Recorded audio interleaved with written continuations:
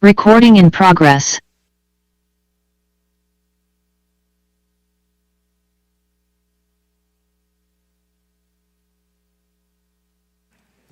Chair Abnetter, we're ready to begin.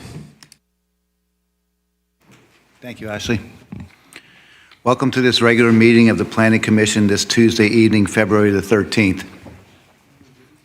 I now call this meeting to order. Please join me in the Pledge of Allegiance.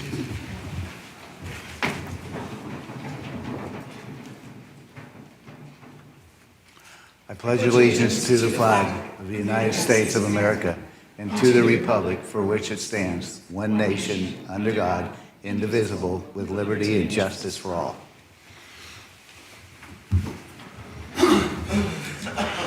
Ashley, can you please do the roll call? Yes, Chair Abnetter. Present. Vice Chair Patel. Present. Commissioner Nugent. Present. Commissioner Wiggins. Present. And Commissioner Williams. Present. Thank you.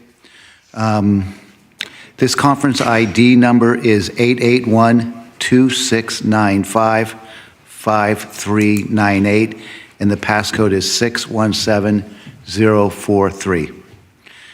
Good evening and welcome. We are excited to be here in person with options for virtual participation. We have been having some audio and video technological difficulties in the council chambers, so please bear with us as we work around these issues. For those attending in person, please complete a yellow request to speak slip and hand it to the clerk.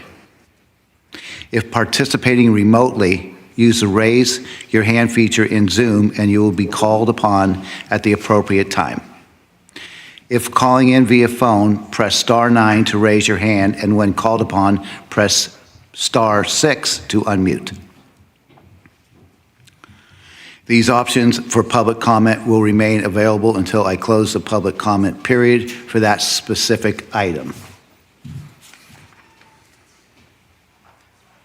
And finally, we welcome speakers providing public comment, but please be advised this is a limited public forum. As such, speakers must stay on topic if speaking to a particular agenda item. If speakers fail to follow these rules, they will be warned, and if they continue to disregard our rules, their opportunity to speak will be ended. Next on the agenda is a public comment period. Members of the public wishing to comment on any item not appearing on the agenda may address the Planning Commission at this time. State law prevents the Commission from taking any action on any matter not on the agenda. Your comments may be referred to staff for follow-up. Public comment is generally limited to a total of 15 minutes. However, that is subject to the Commission's discretion and can be extended if the Commission wishes to do so.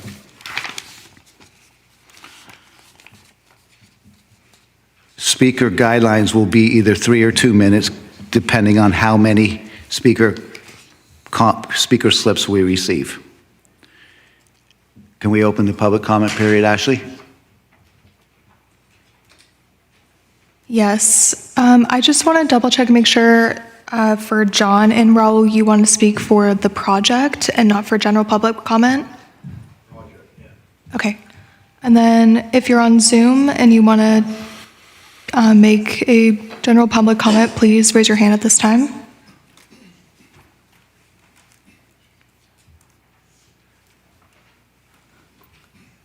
Chair Abnetter, we have no general public comments at this time. Thank you. We'll close that item and move on to the study session. Can you please introduce it, Ashley? Yes, 1218 Monte Diablo Avenue, pre-application review for a proposed multifamily residential project, PA 2023-26. Thank you. We will start with a staff presentation, clarifying questions from the Commission and public comments. Members of the public are given 2 to 3 minutes to speak depending on the number of speakers. Once the public comment period is closed, the Commission will deliberate and provide input and guidance to staff. This item is a study session, so there will be no action taken on this item. So, Renda, we're ready for your presentation, please. Perfect. Thank you, Chair Abnetter and members of the Planning Commission. My name is Rendell Bustos, Senior Planner and Staff Planner for Agenda Item 1 this evening, a study session for a pre-application at 1218 Monte Diablo Avenue. So starting with the project location, this is an aerial showing the project's vicinity, which is in the city's North Shoreview neighborhood. The subject parcel is highlighted in orange and is located on the corner of Monte Diablo Avenue and North Kingston Street, and consists of two parcels that would be merged into one U-shaped parcel. The nearest Caltrain station is about 1 mile to the west, which is the downtown station. The existing uses consist of residential uses at the 131 North Kingston parcel, as well as commercial uses at the 1218 Monte Diablo parcel, which included the former Fred's Market. There are a variety of uses adjacent to the site, which include a motel, multifamily uses on both sides, as well as low density, single family and duplex uses across North Kingston Street. In addition, the site is adjacent to an existing pedestrian overpass over Highway 101. Some other site details: the combined parcel area is just under 1 acre. The site has a general plan 2030 land use designation of high density multifamily, consistent with its zoning designation of R4. The 2040 general plan, if adopted, designates the site as residential medium 1. In addition, the site is located in flood zone AE, and so that would require a formal review by the city's building division to ensure compliance with the city's floodplain management ordinance. Lastly, the site is within a high liquefaction zone, as found in the 2040 general plan, and those requirements would be addressed in the formal planning application. The proposed project is a 75-unit rental multifamily residential development. It consists of a 5-story apartment building shown toward the right-hand side of this image, with 64 units and 1 level of below-grade parking. The project also incorporates 11 townhome units toward the left-hand side of the image that are 3 stories in height, each with an attached garage. And this table also shows the proposed unit mix, which is primarily 1 bedrooms in the apartment building and a mix of 2 to 3 bedroom units for the townhomes. So just to cover a bit about the applicable codes and policies, beginning with zoning code requirements. The project is zoned, again, it's zoned R4, consistent with this general plan 2030 designation of high density multifamily. The 2040 designation, if adopted, would be residential medium 1, and that would allow, if adopted, 3 to 5 stories and a range of 36 to 50 units per acre. As shown in this table, the project does, substantially modify the applicable zoning requirements for floor area, height, setbacks, and parking through state density bonus law, and that will be covered in upcoming slides. Regarding state law, the project is subject to the Housing Accountability Act, or HAA, given that the project is fully residential. And so under the HAA, the project is only subject to objective standards. Second, the project qualifies for state density bonus law, which, as shown in this table, the project as currently proposed provides a mix of affordability. So it's 15.68% at the low income category and 7.84% at the very low income category.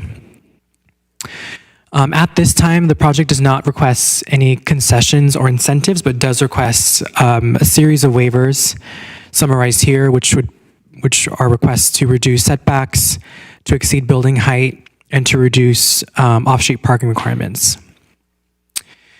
In the project's comment letter, staff has identified some compliance issues with the density bonus request. So in summary, the project requests a 47% density bonus when the project is only eligible for a 27.5 density bonus.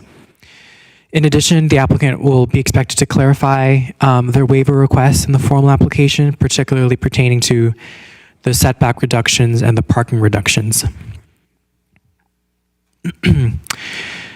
Moving now to local policy documents, the site is subject to the Objective Design Standards, or ODS, which are applicable to all new multifamily projects. The applicant does, however, have the option of electing a discretionary review process under the multifamily design guidelines. On the next bullet, the pedestrian master plan guides developments to improve the public realm, and so it provides a minimum overall sidewalk width of 9.5 feet.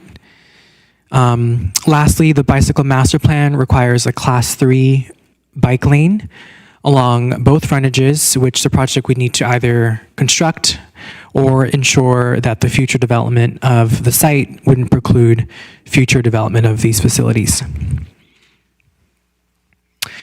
So touching on public input, staff issued a public notice at a radius of 1,000 feet and received a total of 12 public comments prior to tonight's meeting. In addition, the applicant held the required neighborhood meeting in December, where 22 community members attended. The overarching comments among the comment letters and the neighborhood meeting are summarized here, which were regarding traffic impacts, parking, density, and other environmental impacts. In addition, staff did receive 4 public comments following publication of tonight's agenda, all of which have been forwarded to the Planning Commission. So shifting to the discussion areas that city staff would like the Planning Commission's input on, so the site plan, building design, and other aspects. So starting with the site plan, as was discussed in the staff report, the project includes 2 building types. So in this screen, it shows an apartment building, the apartment uses to the left of the site plan, and townhomes to the right side of the site plan. So highlighting some of the main site components, that includes garage access along Monte Diablo Avenue for the apartments, and that's immediately adjacent to the existing pedestrian overpass entrance. In addition, driveway access to the townhomes is located along North Kingston Street. The primary entries to both buildings are located off of a raised walkway, access along either side of North Kingston Street. And lastly, the site plan shows shared open space wrapped by the apartment building. So as was shown in previous slides, the site is located around other residential uses ranging from both high density multifamily to the left-hand side and low density uses to the right-hand side, as well as directly in between in the center of the site. Generally, the R4 zone would require increased setbacks for new multifamily buildings, which are governed by height. The applicant does, however, request density bonus waiver requests to reduce the required setbacks. And so for a bit more detail on the setbacks, the commission could refer to attachment 4, which is the project data sheet that summarizes the proposed versus required setbacks. And so at this time, staff would like the commission to consider and comment on whether the transition to adjacent uses appears adequate and whether the applicant should consider any specific revisions to the site plan. Next, on building design, the project's overall design appears contemporary for both the apartment and townhome uses, in that the design incorporates a range of materials to express varying volumes. So these materials are shown here, which are stucco, composite siding, and wood siding of varying neutral colors. So as an all residential project, again, the project would be subject to the objective design standards. And so based on a preliminary review, staff has identified certain areas in which the applicant would need to modify or clarify to show how the project does comply with the ODS. So just in summary, from going left to right, townhomes, again to the left, appear to lack a variation in height and would need additional details to show massing breaks. For the apartment building, the articulation, flat plane variation, and corner treatment would need to be specified in the formal plans. And lastly, and this is applicable to both the townhomes and apartments, the entries are located above more than what's allowed in ODS, more than 42 inches above grade. Should the project request a discretionary review, just to summarize the multifamily design guidelines, high-level issues Some of the key issues is the lack of street-facing doors among the townhomes. In addition, the overall style appears contemporary, which is not a style that's commonly found in this mostly traditional neighborhood. And lastly, the project is taller than adjacent uses by more than 1 story, and may need additional step backs or height reductions to comply. So in consideration of these high-level design issues, staff would like the commission to comment on what design elements the applicant should consider for ODS compliance, and secondly, to comment on whether there should be any revisions that could improve the overall style pertaining to height or the entries or overall architectural style. And lastly, when considering other aspects, just to summarize the anticipated planning application types, that would be a site plan and architectural review, a site development planning application for grading and or tree removal, a tentative parcel map to merge the 2 existing lots, as well as environmental review. Regarding next steps, the applicant will have an opportunity to revise the application based on the commission's input and the community's input as they filed the formal planning application. And that would be subject to city council action in that the project includes a building over 55 feet in height. So just to recap the discussion items for tonight's study session, the first item relates to the site plan, specifically whether the project provides an adequate transition to adjacent uses, and whether certain site plan elements should be revised to improve the pedestrian realm or the exterior. Secondly, on building design, considering whether there are certain elements the applicant should consider revising based on the ODS. And second, what other general design revisions could improve the overall design. And lastly, whether there are any other aspects that are not listed here that the applicant should consider as they revise their application. So this concludes staff's presentation. Happy to take any questions. The applicant is present this evening and will be providing a presentation. Thank you. Thank you, Rendell. Would the commission like to ask staff questions first, or go to, you want to start with staff? Either way, or we'll go to the presentation from the applicant. Through the chair, why don't we just combine it and let the applicant present and then ask our questions in a bulk manner? Thank you.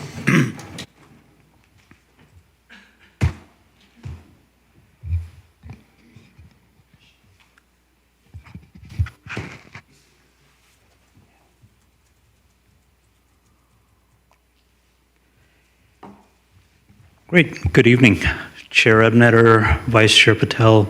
My name is Salesh Mehra. I'm representing the ownership of this application, and I will be very brief tonight. I think Rendell's presentation covered the project in detail, so we will just go over some of the aspects of the development that we think are prudent to share with you. And once we're done, as you mentioned, Chair Ebnetter, we are here to get your input and the public's input and help us inform and refine our application for formal submittal.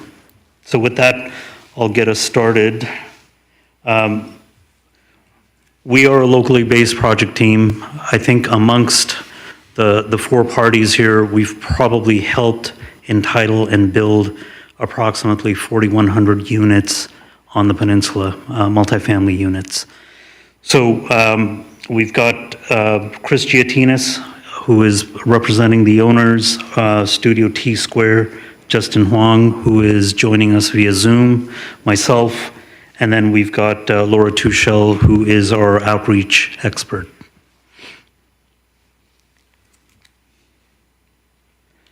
So very quickly, I think Rendell's presentation framed the surrounding neighborhood, but I'll emphasize it and give you a little bit more context.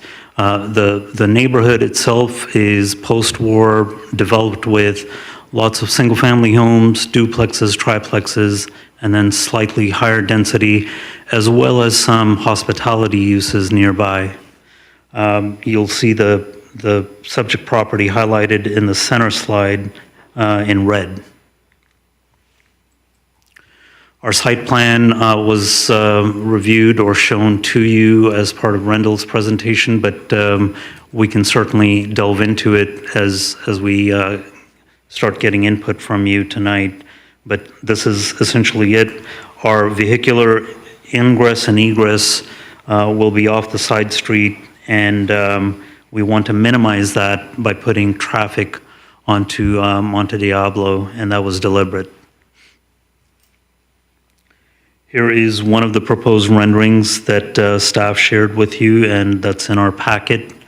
As I mentioned previously, and I think Rendell touched on it, because of the study session and what it involves, we didn't want to come to you with something that was fully baked. We wanted to get your input on design, finishes, and materials, and that input would help us inform the final product once we come forth with our formal application.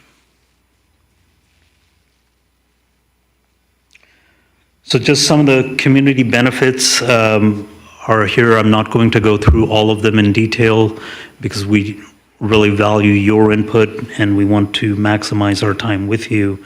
But this is the overview of our community benefits. And I do want to emphasize the fact that the market that was there has not been open for some time. The properties are not fully occupied, and they're ripe for redevelopment. It's not the highest and best use of land as we see it.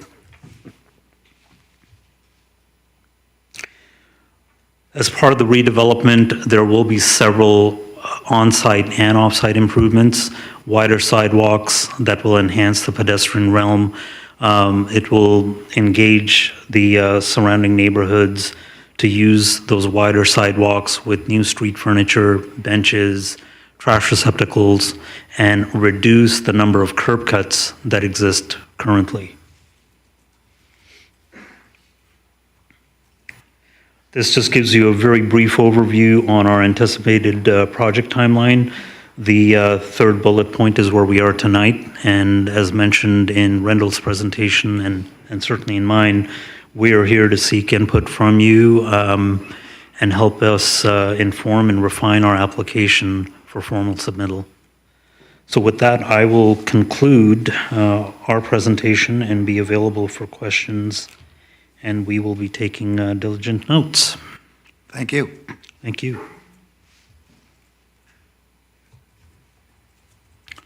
So who would like to go first with questions for the staff?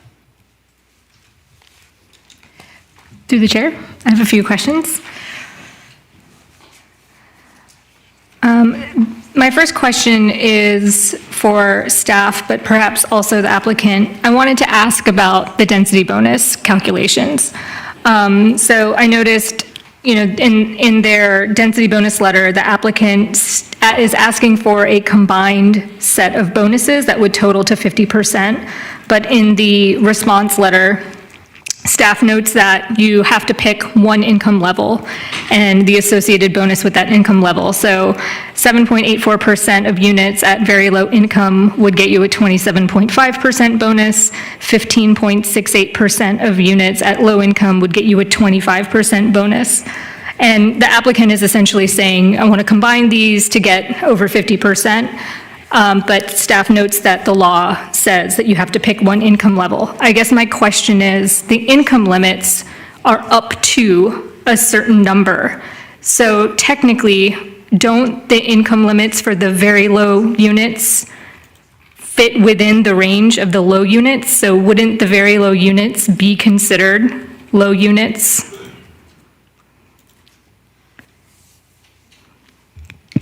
Through the chair, Manira Sandhir, planning manager.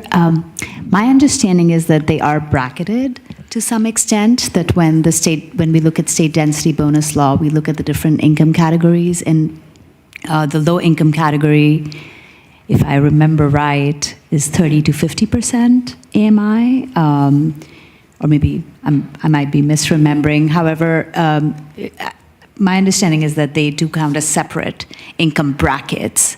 And we can certainly go back and look again at the state law to see how it reads and verify that again. But typically, we have seen that density bonus applies when you provide housing within a certain category. Great. Thank you for that clarification. I did not look at the law itself. I was looking at the county income limits, which we use, and the county income limits are set as an up to. So that's why I was thinking that they might be included in the low income category, but it sounds like the law might be different. So then I guess my next question is for the applicant, which is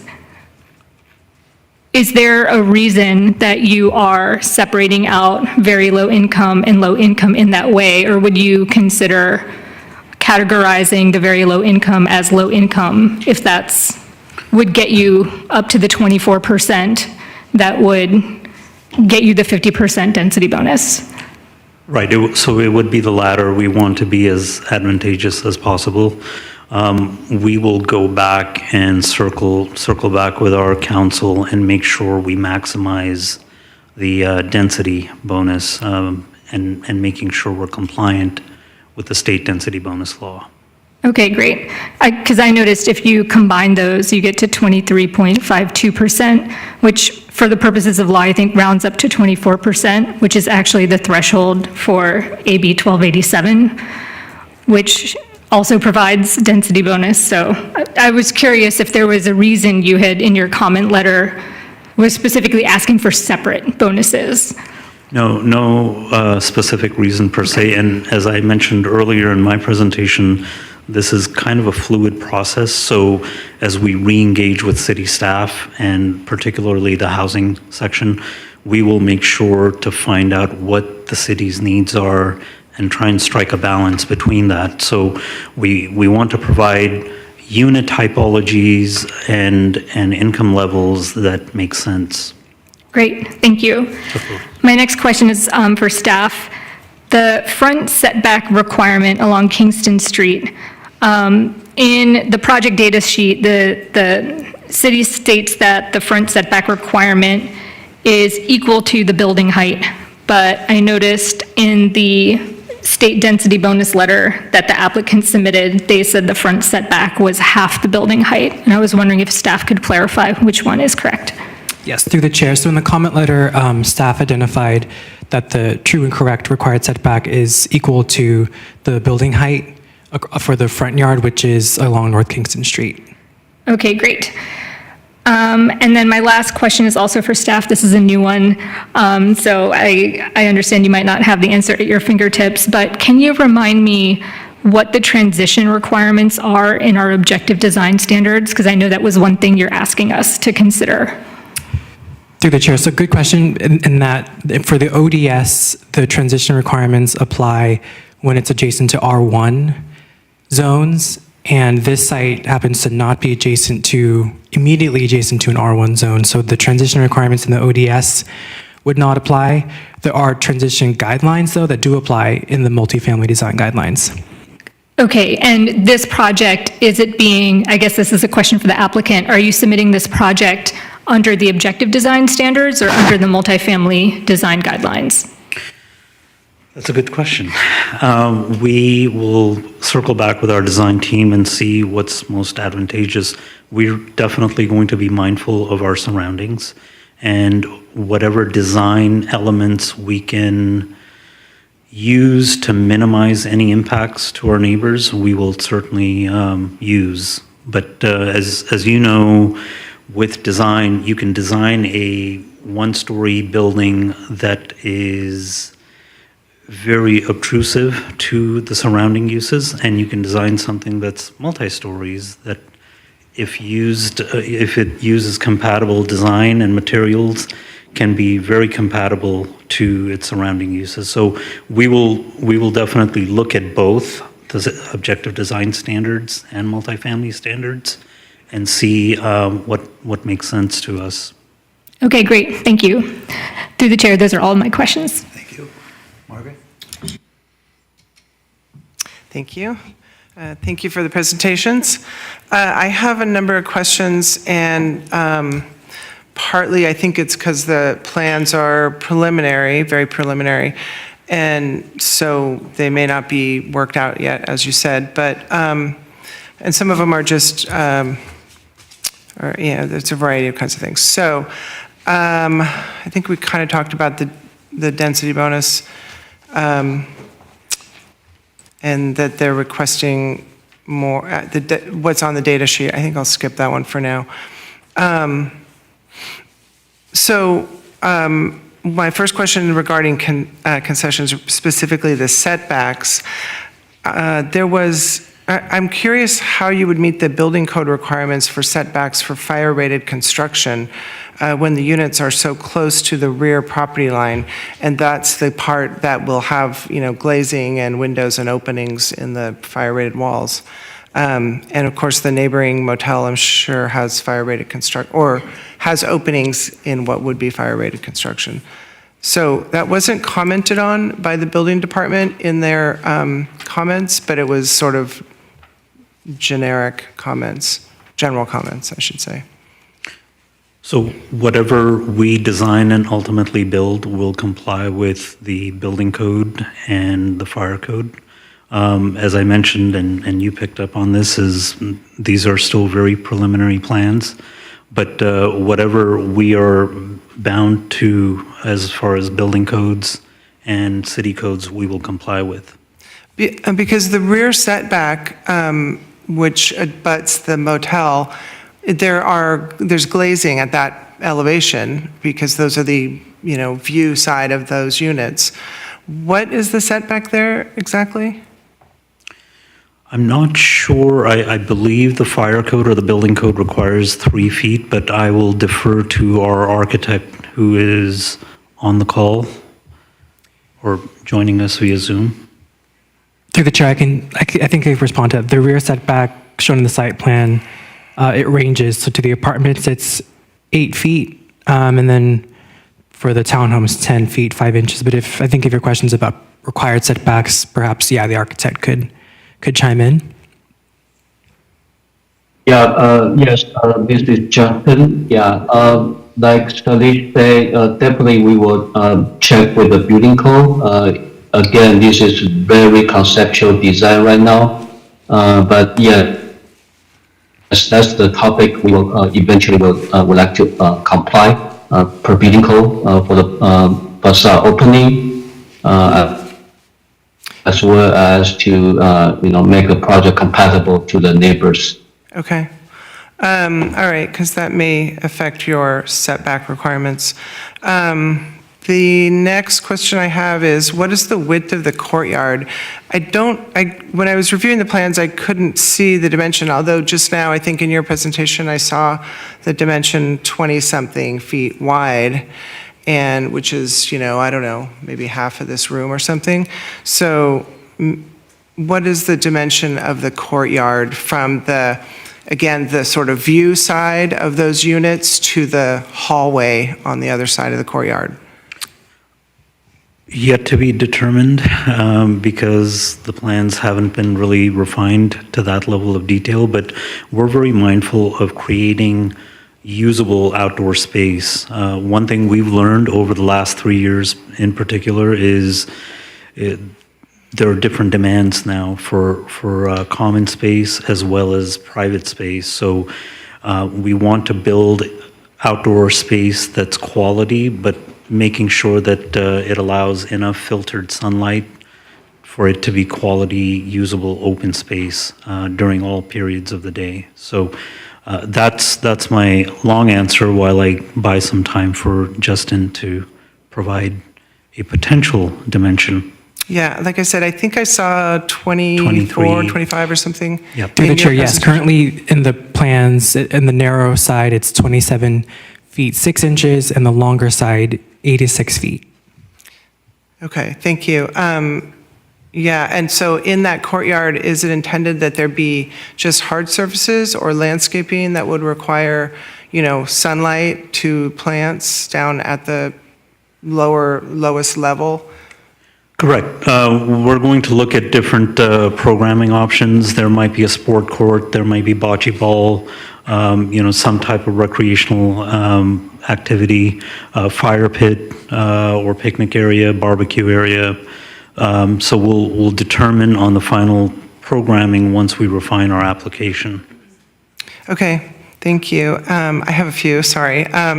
So that, actually, my next one was, what is the plan for the open space? Because it wasn't clear if that was intended to be like landscaped or what, but you said it's sort of, will be still in development. And where is the closest park? Is it the one at the Bay Trail, which I think is like a half mile away from my estimation? I believe so. I think that's on Rochester, towards the end of the road close to the bay. Okay. Yes.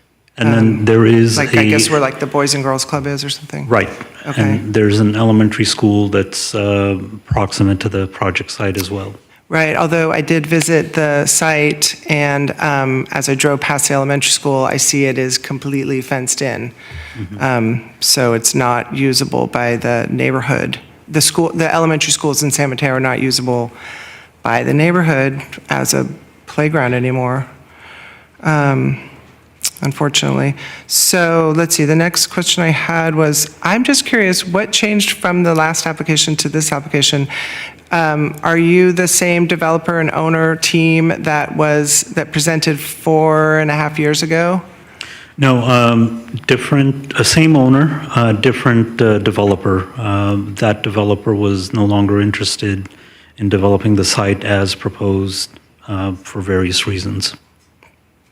Okay.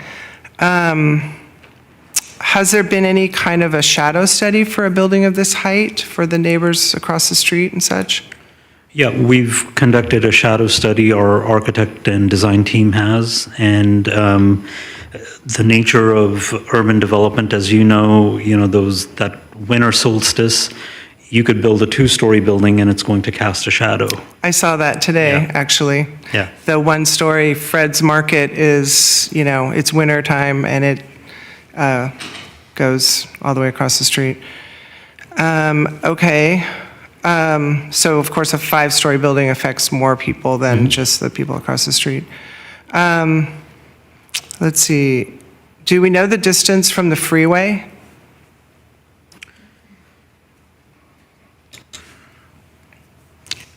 I would like Justin to confirm, but my guess would be about 55 to 60 feet. Okay, thank you. That's to the sound wall, I believe. Oh, okay, that's good. Let's see, I think the last thing, I don't know if this is the right place to ask this, but there was a comment we received by, an email question about the CCRs. Can that be clarified at this time, what that issue was? It was sort of unclear to me. Sure, through the chair. So staff received a comment letter and has become aware of some unique CCNRs that appear to require a majority approval by landowners in Shoreview Tract Number 6. It appears to be a private agreement between private landowners where the city's not necessarily a party to, so we forwarded the copy of the letter to the applicant and owner to respond to, and I think we anticipate requiring that be resolved before filing the formal application. While the city's not necessarily a party, I don't think we want to decide on an application without more information on the CCNR requirement. And Tract 6 is just that area of the properties that in question, and then, I don't know, it probably goes beyond that, your property line to a few other properties, but it's not like the entire Shoreview neighborhood or anything like that. Correct. I believe that's the subdivision tract that this property and the That adjoining section. properties are within. And we're in receipt of that letter. We've sent it to our council. They're looking into it, but we are also in talks with the previous applicant for that other project. They had resolved it with the adjoining property owners, so we'll confer with them, and once we submit our formal application, you can be rest assured that there'll be resolution to that issue. Excuse me. Okay, that's all the questions I have. Right. Excuse me, I can clarify the distance to the freeway. If we measure from the intersection of the Kingston and Monte Diablo, I think the distance to that, from that corner to the fence of the freeway is about 300 feet. So that's the distance. Great, okay, yeah, that sounds about right. That is all the questions I have at this time, thank you. Thank you, Margaret. Through the chair. Excellent questions. You took care of almost all of my questions. I have one for the applicant. Your parcel has been described as kind of U-shaped. Can you describe why it's not rectangular shaped?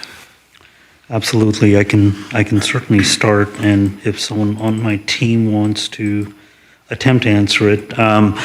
We attempted to acquire the parcels that would be in that void, the U void. Unfortunately, we weren't able to acquire it, so that's the nature of why it is in the shape it is. Thank you. One for staff relative to adjacency to the highway. If we get a full application back in and there's going to be some sort of CEQA analysis or other environmental analysis, do you know, would it be typical to receive any sort of quantitative analysis of air quality at the site relative to the highway, thinking of like PM 2.5 concentrations, et cetera? Through the chair, yeah, there would definitely be an air quality impact report that looks at the air quality impacts that the project generates, so operational and construction. With the freeway's impact to the site, that's more of a reverse CEQA question. I think could be disclosed in the CEQA document, but I don't think that would be a CEQA like threshold or CEQA impact in that it's an existing condition that's imposed on the site. And as long as the project's not furthering that. That makes, sorry, that makes sense. Follow-up though, would it potentially be covered if there was sensitive receptors on site as part of the project, and there could be sort of a health risk assessment done to those sensitive receptors on site? Yeah, I think that's correct. So yeah, sensitive receptors being the future residents. Okay. Through the chair, those are my only two questions. Thank you. And we can prepare an HRA to that effect if needed. We were probably going to anyway as part of our CEQA analysis for sensitive receptors, especially being proximate to the freeway. Thank you. Through the chair, most of my questions were also answered, so I just had two. The first was just to clarify the distance from the freeway sound wall. So it sounded like the architect said 300 feet. Is that to the furthest property line? Mm-hmm. Okay. Yes. Okay, so so that would be probably 130 or so feet to the nearest. Does that sound right? Through the chair. I measured it on Google Maps because I had the same question that we all had. It's 135 feet to the closest property line. Okay. Thank you. The other question I had was regarding the finished floor elevation of level 1 at 4 feet. Is that being dictated by the flood hazard zone? That's correct. Okay. And I can, if Justin wants to chime in, he can, but that's exactly why we've got to build a site up. Okay. Is for the mean flood elevation. Okay, because I see in the section on A 3.0, the parking ramp is actually sloped down towards the street into the house and then back down to the parking garage below, and that tells me it's probably to prevent intrusion of stormwater. Correct. Yeah, correct. Okay. And then a question for staff. Since we have a requirement for finished floor elevations in our objective design standards, is there any way that they would be able to comply? It seems like, is there one overriding aspect? Because if they're required to maintain a 4-foot finished floor elevation due to the flood requirements for building code, does that override our objective design standards if they choose to go that route?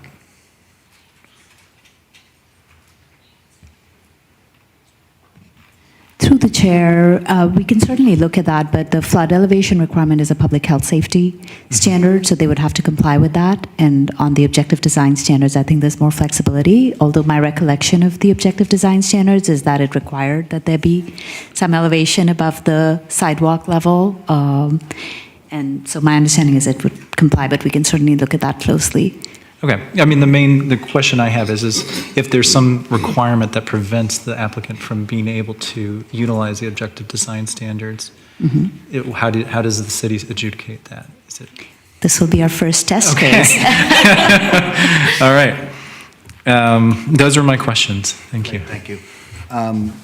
For staff, can you briefly touch on the HAA requirements or how they apply to this project? Since at this time there's a tremendous amount of questions about what this project will end up looking like with setbacks and heights.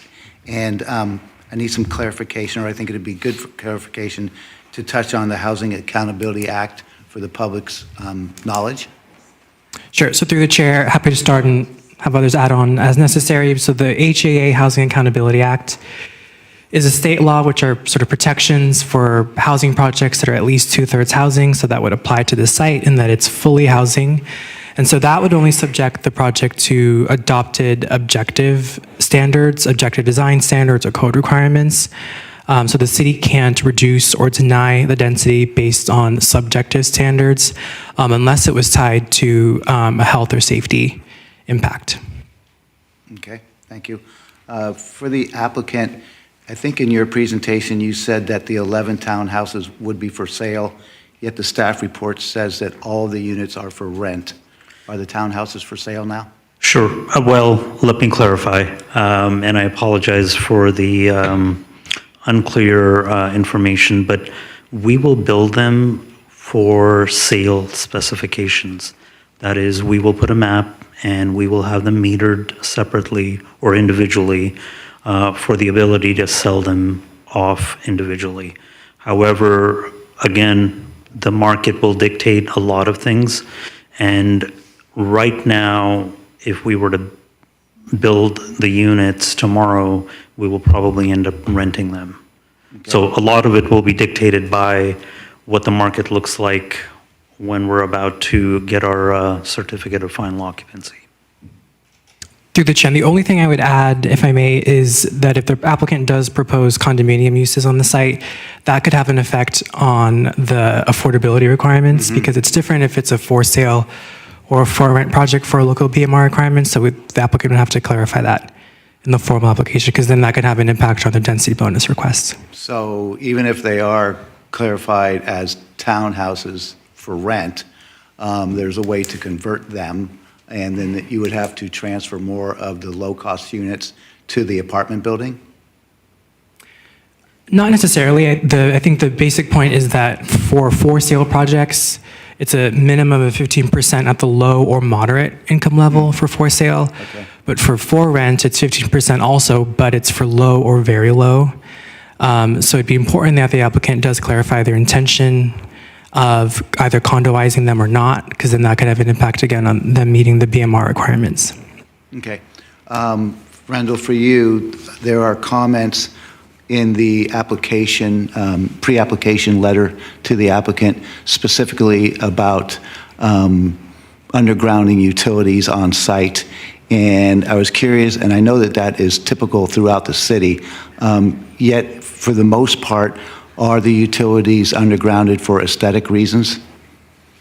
Through the chair, that's a good question. I think a lot of that comes, from a design perspective, that we generally don't want the utilities visible from the street. That in mind, undergrounding may not be an option all the time. For instance, this isn't a flood zone, and PG&E may have requirements that would disallow undergrounding utilities. So in those cases, the staff would prefer the utilities be within the building, so enclosed and/or within an enclosure that's screened by a fence or landscaping. So I'm talking specifically about electrical services to the building, and since this is an area that is a flood zone and it's got a high water table, I don't know if that would be the appropriate thing to do for the city. So there are ways around that if it's appropriate. And who sets that? Is it Public Works or is it the utility company themselves? It depends. So if it's something that's in the public right of way, then it'd be in coordination with Public Works and of course PG&E. If it's in private property, then it's a combination really of all three.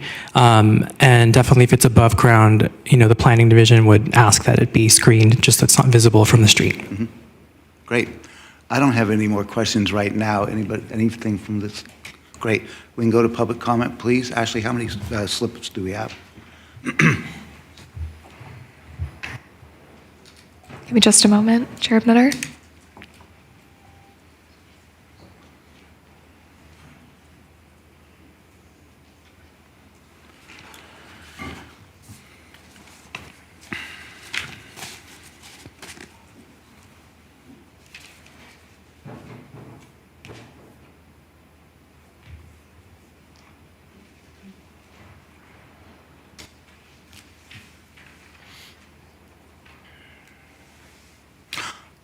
While we are waiting, Rendell, I did have one more question for you.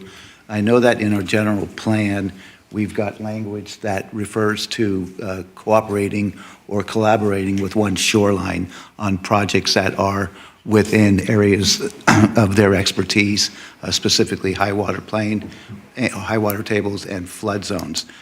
Is there a process where they are invited to look at the projects, or how does the city proceed? Through the chair, yes, we can certainly look into that. I'm not aware of the specific distance requirement the project would need to be subject to one shoreline review, but we could certainly take a look in the formal application. So that could possibly mean routing them the plans or providing, notice when meetings are held. Okay. So we could take a look. I think the project's exactly a half a mile from the shoreline, and I do know that their interest is in anything up to a half mile from the shoreline. So Perfect. Thank hopefully you. we can collaborate with them. Thank you. Chair Ebnetter, we currently have 9 public commenters. If anybody else in the audience wants to hand me a slip, Bless you. you do so now. And if anybody is on Zoom and wants to comment, please raise your hand at this time.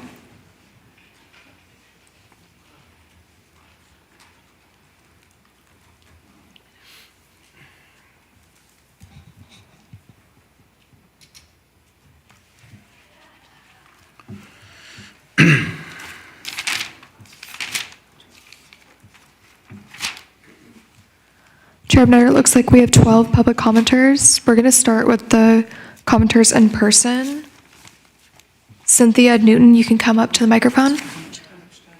Oh, and the time limit is going to be 2 minutes since we have 12.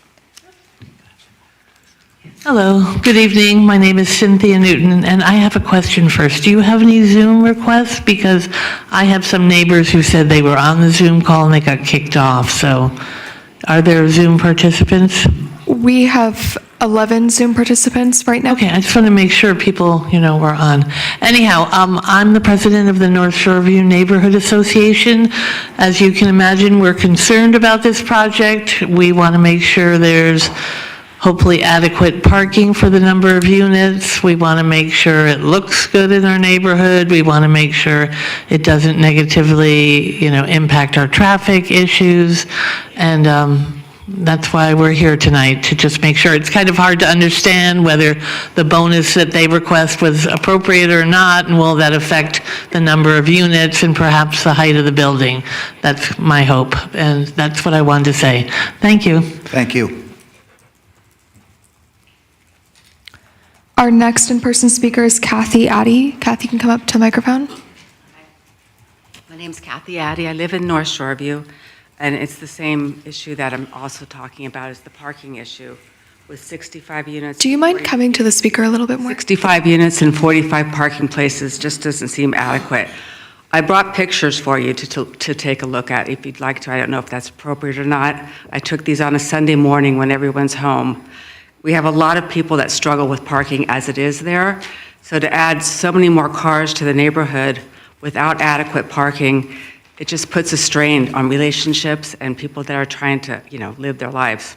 So if I can submit these, you guys can take a look at them. Sure.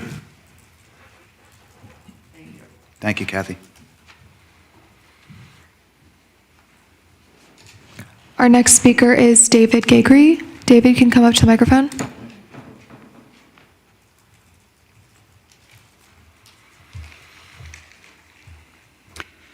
Hello, my name is David Gagne. I'm a retired real estate agent and investor. I was in business for approximately 17 years. When I worked at RE/MAX, our team was ranked number 11 in sales for the entire country. And during the 2008 to 2009 financial crisis, our team was ranked number 1 in bank-owned property sales in the Bay Area. I'm also a North Shoreview property owner. So from my experience, if you want realistic calculation to determine parking needs, it should be based on the number of bedrooms, not on the number nor the types of units. So currently there's a total number of 94 bedrooms across 75 units that are being proposed. And the realistic minimum number of parking spaces to me to serve these units would be 94. That's the reality. Anything less than 94 parking spaces would result in parking wars. In addition, I know countless examples of more cars than there are bedrooms in the neighborhood, including myself. If you take my household as an example, I have a 3-bedroom house. We have 4 cars, one for my wife to drive to work, one for each of my teenagers, one to go to high school, one to go to CSM because he's in the fire program, one for myself to get to the office. And in 1 year, I'm going to have another teenager who's going to be driving, so we will have 5 cars for a 3-bedroom house. So with that said, 94 parking spaces is the minimum required parking for this project. And even with that, it's very likely that there will be spillover parking in the street, which is extremely limited today. Thank you, David. Our next speaker is Jeff Philibert. Jeff, you can come up to the microphone.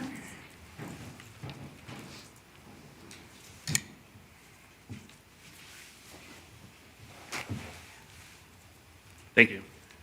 Thank you, Commissioners. My name is Jeff Philibert. I'm with the North Shoreview Neighborhood, and I'm part of the North Shoreview Neighborhood Traffic Committee. I just want to echo everything that we heard from David and Kathy and Cynthia. I'll just say that as far our big issue, one of our big issues is traffic, of course, cut-through traffic, a huge problem in the neighborhood. As you've heard, parking is, of course, a large problem. I just want to say that, as we all know, there's an extraordinary time in the state right now where common sense, quality of life, protection that's afforded by cities through their zoning and their general plans has been superseded by the state. And we know that's happening, and it's giving an extraordinary windfall to developers like for this project. On top of that, this developer wants to then ask for waivers that are going to give them even more extraordinary concessions. And really, you commissioners are our last line of defense against these kinds of quality of life infringements, these assaults on our neighborhood quality of life, that these kinds of projects will visit upon us. This isn't the only project. There was some mention of CEQA earlier. You know, this might get a categorical exemption or some other sort of pass-through on CEQA, but what are the cumulative impacts of development after development that grossly exceeds what the city's original zoning and general plans envisioned for neighborhoods like ours? Ours is a low and modest income neighborhood. People struggle for a good quality of life there. This is going to put a real burden on us. Something else to think about are the folks in this project. There are no stores nearby. There is no public transit that runs through North Shoreview. North Shoreview is a completely land and waterlocked neighborhood. How does a woman who has a baby carriage and is trying to get her shopping done, where does she go if she doesn't have a car because there's no parking in this? There's no parking for her. So it looks like my time's up. Thank you. Thank you, Jeff.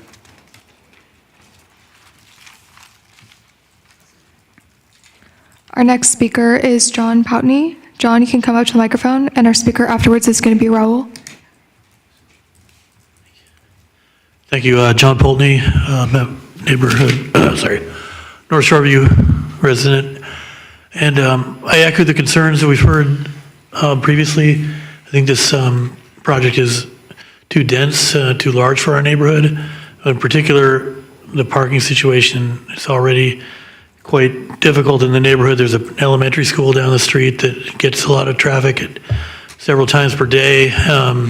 There's not adequate freeway on-ramp access, particularly northbound. I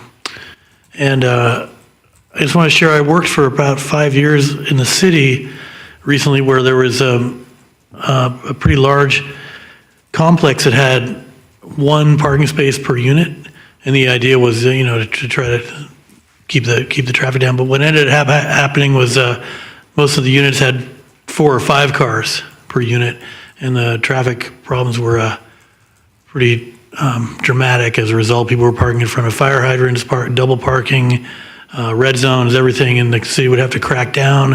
It just became like a really ugly scene.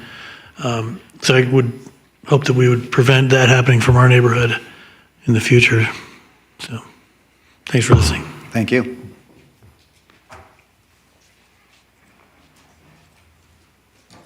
Raul, you can come up to the microphone. Our speaker afterwards is going to be Dana Jordan. Yeah, my name is Raul Mendeville, longtime resident of the Shoreview neighborhood. Parking is a big thing, but I see that's been covered.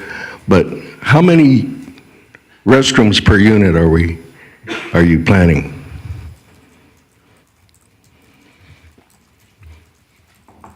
You didn't hear me? Through the chair, at this point, we're just accepting public comments, so you can follow up with staff separately on specific questions. But if you have comments about the project, please. Okay, well, you're going to be tying in all these water closets and all these drainage systems into the existing system. It's not adequate. We have problems here already, okay? And the schools, yeah, and there's no stores, and I have seen violence because of parking. Thank you. Thank you.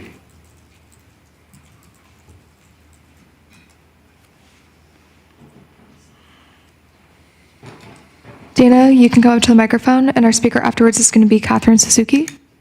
Hi, thank you. So my concern was about the 46 one-bedroom units, and just for the city to consider what's the most sought-after types of units that are being rented in the city, or that are being looked at the city. Are they one-bedroom? Are they two-bedroom? Are they studios? Just for something that the city to consider, because if they want 46 one-bedrooms and they're not the most commonly common type of apartments that are being rented, then that might be a problem. I commented on the feedback when we talked to the applicants about this. The garage entrance that's adjacent to the pedestrian overcrossing, I ride my bike every day, and currently there's a little driveway in there, and there's AT&T parks there, and Verizon and whatever, and it tends to be a problem currently, so I asked them to maybe move the garage entrance so it's not right next to the pedestrian overcrossing entrance for safety reasons. And then a big thing, trees. There was no mention about trees. Just make sure there's a lot of trees, a lot of greenery, lots of drought tolerant stuff. And then the last thing is just, again, traffic. And I'm not going to talk about parking, but with respect to traffic, so that Monte Diablo from Huron Avenue to Kingston gets super skinny. And it's a two-way street currently, and people park on both sides. And when you're driving on Kingston southbound, taking a left onto Monte Diablo is really dangerous, just because there's a lot of parked cars there and stuff. There happens to be a daycare, like a residential daycare there. There's a lot of drop-offs there.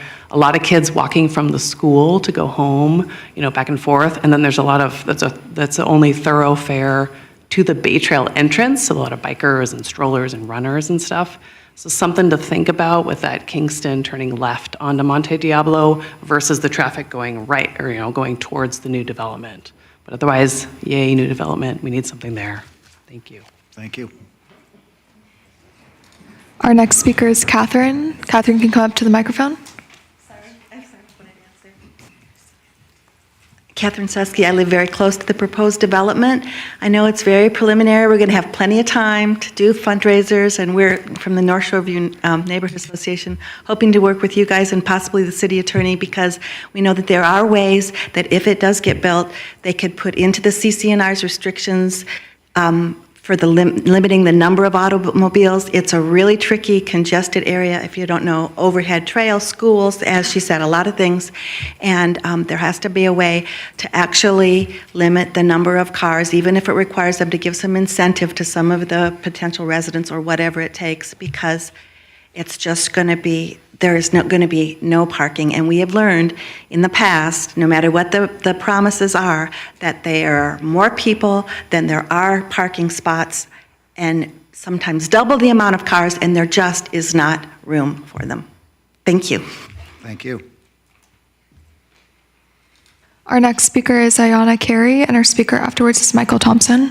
Ayana, you can come up to the microphone.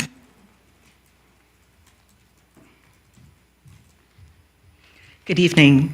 I live very close to the proposed development as well, and I feel that it is just too dense and too large. Like a number of the speakers have said, we have a traffic problem, we have a parking problem, and I haven't heard yet anything about a traffic study for the neighborhood, because currently it's incredibly congested. There are more than 3 schools in the area. My son goes to one of them. He goes to St. Timothy, and people cut through St. Timothy School to get to 3rd to get onto the freeway. So if we add more than 75 units to this area, parking is just going to be insane. And not to mention that people will cut through from like the Facebook area coming down, I think it's Bayshore, is that what it's called? Old Bayshore?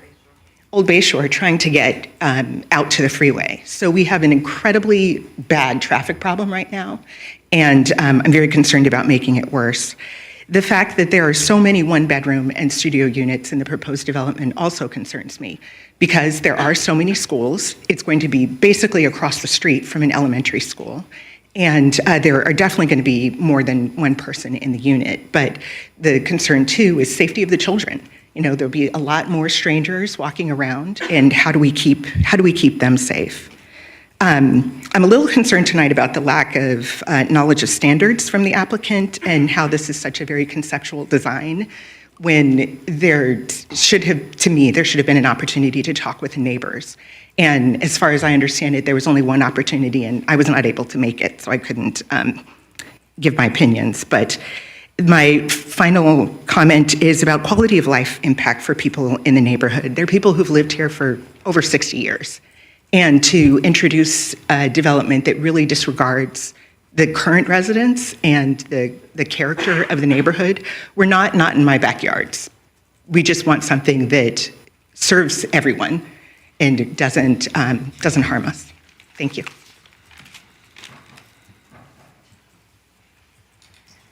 Michael, you can come up to the microphone. And our speaker after is going to be Sandy Shepler.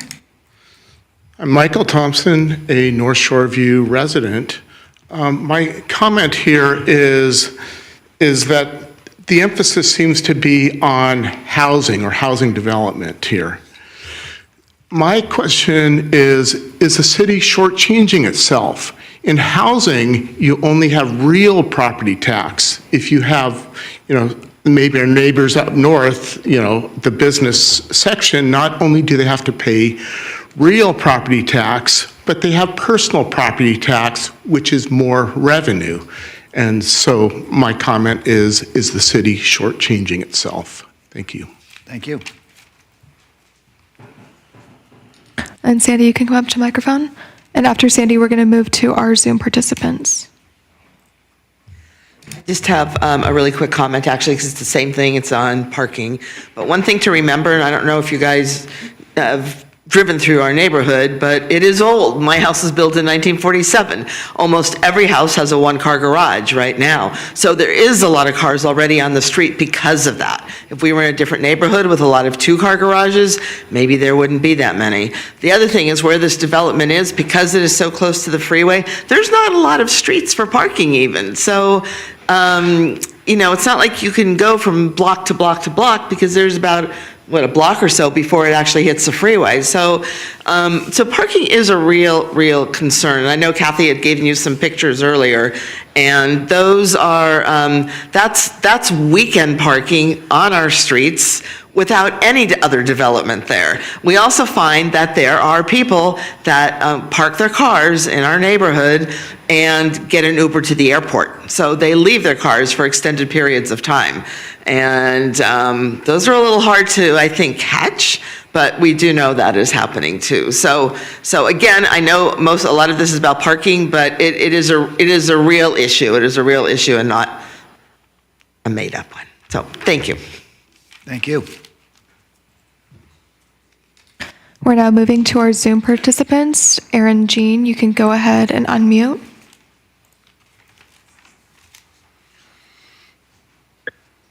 Hi, I'm Miles Parocco. I'm a resident and homeowner in the North Shore View neighborhood, and just going to echo everybody else's sentiments with regards to parking.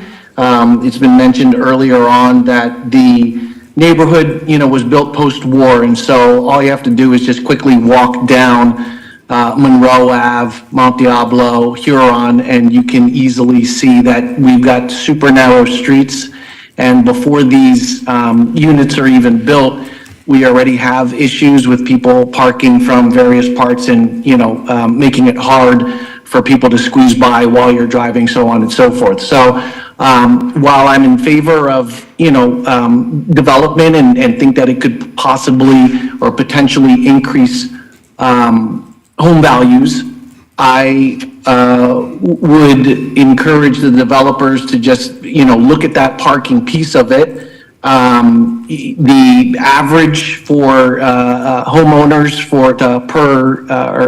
car per household in California is 2. So that's the simple math is, 150, but the 94 that was given earlier, great, right? Like the more the better. For the neighborhood, that would be great. Fred's Market prior to that was actually a little market that we enjoyed walking to. It was nice to have that in the neighborhood, close by. And so if there is any consideration to have some sort of corner store, market store, or whatnot, maybe that's something to consider versus an additional unit or 2. So that's it for us. Thank you. Thank you.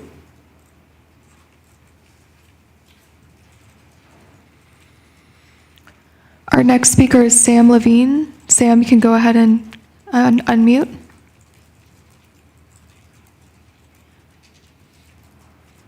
Hi, my name is Sam Levine, and I'm a local attorney and concerned father living approximately 2 blocks from the proposed construction. I actually even send my infant son to the daycare referenced earlier in the meeting. I wholeheartedly agree with the other comments here, particularly around parking and congestion. I wanted to frame the parking issue just based on the application that we saw today, or the presentation that we saw today. The construction that they have does not meet the off-street parking ratios, and they're asking for this waiver despite acknowledging that it can't be included in a waiver request. And this is really one of the top areas of concern here. And I'm still just reading up on some of the applicable regulations on this, but it looks like under Government Code 65915 subpart P2, it doesn't appear as this construction meets the requirements necessary for a waiver, particularly around transit distances and unobstructed access.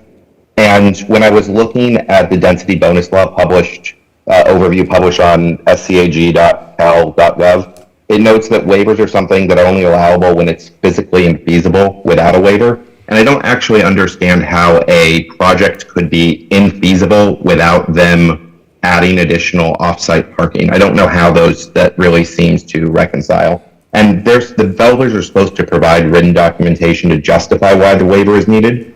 So I don't think any of that was presented today, and it would be helpful to understand what justification they're putting forth for this. The parking issue really is parking and congestion are one of the biggest issues that I've seen since my wife and I bought a house here. And the idea that it's going to get substantially worse without any real, just an attempt to push through without even meeting the basic requirements for this seem something that shouldn't happen. And so I'm hoping that there's at least more consideration on this. Thank you. Thank you, Sam.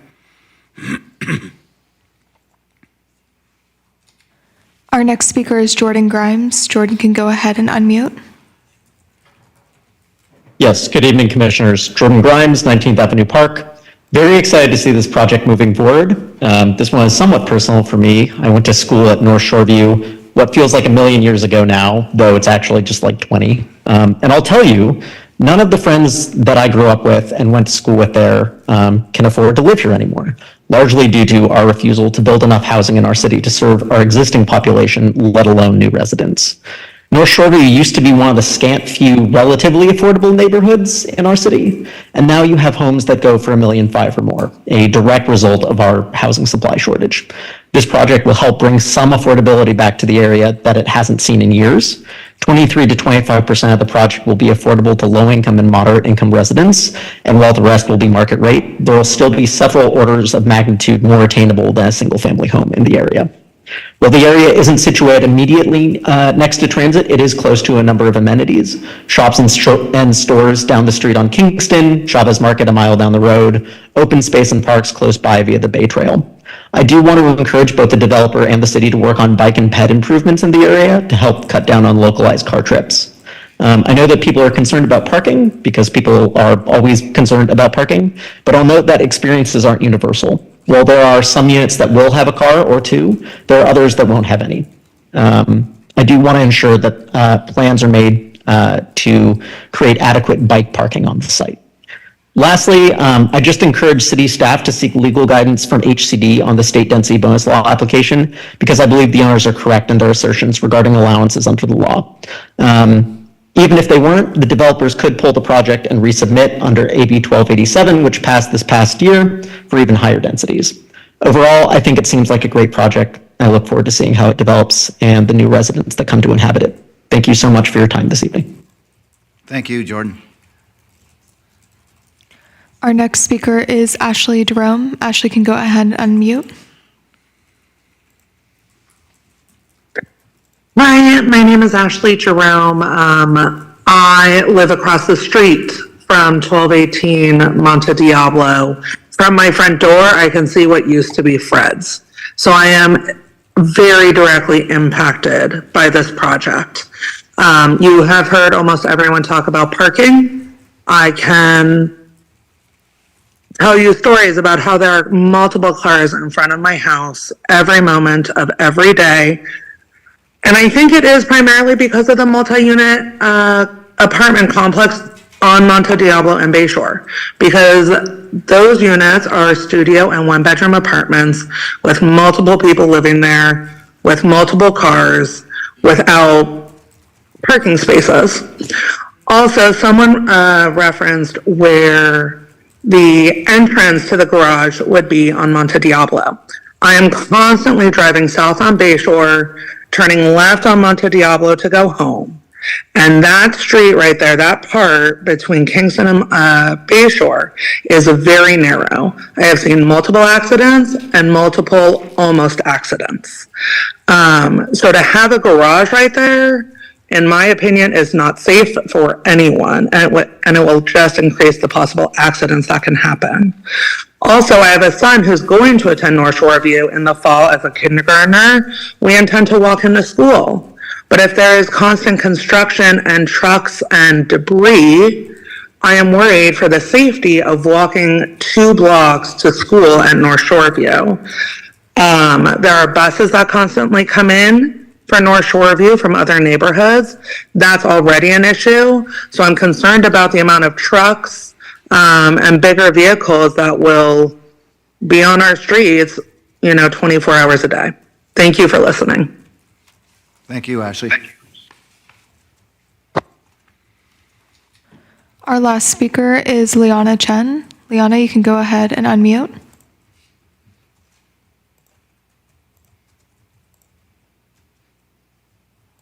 Yeah, hi. My name's Daniel Chen. I'm Liana Young's husband. We are residents of North Shoreview, and we have 3 young daughters that are attending school, one at North Shoreview, Montessori, and 2 at the daycares that are local here in North Shoreview. And I think, everyone's made a great point about the parking. That is absolutely a concern, but our biggest concern is safety and pedestrian safety. We walk our children to school. We live on Quebec Street. And already, with the cars that are already lining the streets, if you have a stroller or anything that you're walking your child in, you have to go into the street. That's already a huge concern if you can imagine taking a toddler into the street, walking your child to school. Now, to add another, 60 plus units with however many cars come there, I'm very, very concerned about the safety of our children, the safety of our elderly that live in the neighborhood, that, that walk around our streets. There have already been a number of, young children that have been hit by vehicles in the area. There's been a number of, I think, at least 5 in the last year that I can count. And, that's without a 60 unit, building. It is very, very concerning that, folks are trying to develop a space across the street from a school without any kind of thought. The school already has volunteer traffic guards. The city isn't providing, any kind of safety elements for the children at the school there. It's all provided by volunteers. So I haven't heard anything about the developers providing a traffic plan, providing, traffic guards to make sure and ensure pedestrian safety and children's safety and resident safety. It just seems like this whole project is being pushed through. I understand the need for additional housing, and we certainly support that, but not at the expense and the safety of our children and those of our residents. So I would really hope that you all take a serious look at the safety that, the lack of safety that's going to be caused here, and also really look at trying to bring some retail space if you are going to do this for those of us in the neighborhood. Thank you. Thank you, Mr. Chen. Chair Ebnetter, we have no more public commenters. Okay, we'll close the public comment period and go to responses to the public's questions from staff first, please. Sure. So through the chair, I'm happy to start off and let others add on as needed. But I think in summary, I'll just start on or cover sort of the high level issues that were commonly raised. So we'll start with parking. So as noted in the comment letter, for parking, on-site parking, the project is expected to require additional parking. It's not eligible for AB 2097, and it's not within a half mile of major transit, so it's not eligible for the more reduced state density bonus standards. And so as proposed, the project provides 63 spaces on site, but staff calculates that it would need to provide 87 spaces. So the city would interpret that, they would need to revise their project to comply with state density bonus law. One of the things that I think staff would like to clarify is that a lot of comments were raised behind neighborhood parking impacts. And that's a bit difficult in that the project, hasn't been analyzed yet those are existing conditions that the project isn't causing, and parking technically is not, a resource or an impact under CEQA. But in terms of its on-site impact, it would be required to provide additional parking. Comments about and questions for traffic and safety. The project will be required to provide or undergo a traffic or transportation impact analysis, or a TIA, as part of the formal application review. And so that would look at existing trips in the neighborhood, the trips that the project generates, vehicle miles traveled for the future residents, as well as level of service impacts that are based on a general plan. And so to offset those impacts, the project might be required to undergo a transportation demand management plan, where they have to implement standards or measures to reduce trip generation. In addition, the analysis will have to look at cumulative conditions, looking at the anticipated or expected traffic conditions with proposed and approved projects, as well as the proposed project, to forecast trips through the year 2040. In addition, we'd expect our traffic consultant to look at driveway safety and pedestrian safety, given the project and given the proximity to the pedestrian overpass. there was a question directed at staff on the restroom count and I think on the plumbing impact. So there are at least 75 restrooms and that the project is at least 75 units, so possibly more. And so the formal application, I would note, would require a sewage capacity study to ensure that the city's infrastructure can accommodate all of the proposed plumbing fixtures that include restrooms and kitchens or other sewer generating rooms. Lastly, there were some comments on the density bonus. Again, I encourage the commission to review the comment letter on the comments that the city had so far on the density bonus requests. So the city would anticipate, again, that needing to be revised. So some of the high level issues, again, are the percent bonus that's sought based on the affordable units proposed. They'd also need to provide additional supporting information behind the waivers. I know there's concern about the quantity of waivers and the waivers being sought. So specifically on setbacks, that's one of the discussion topics this evening, as well as parking, tying back to the other comments.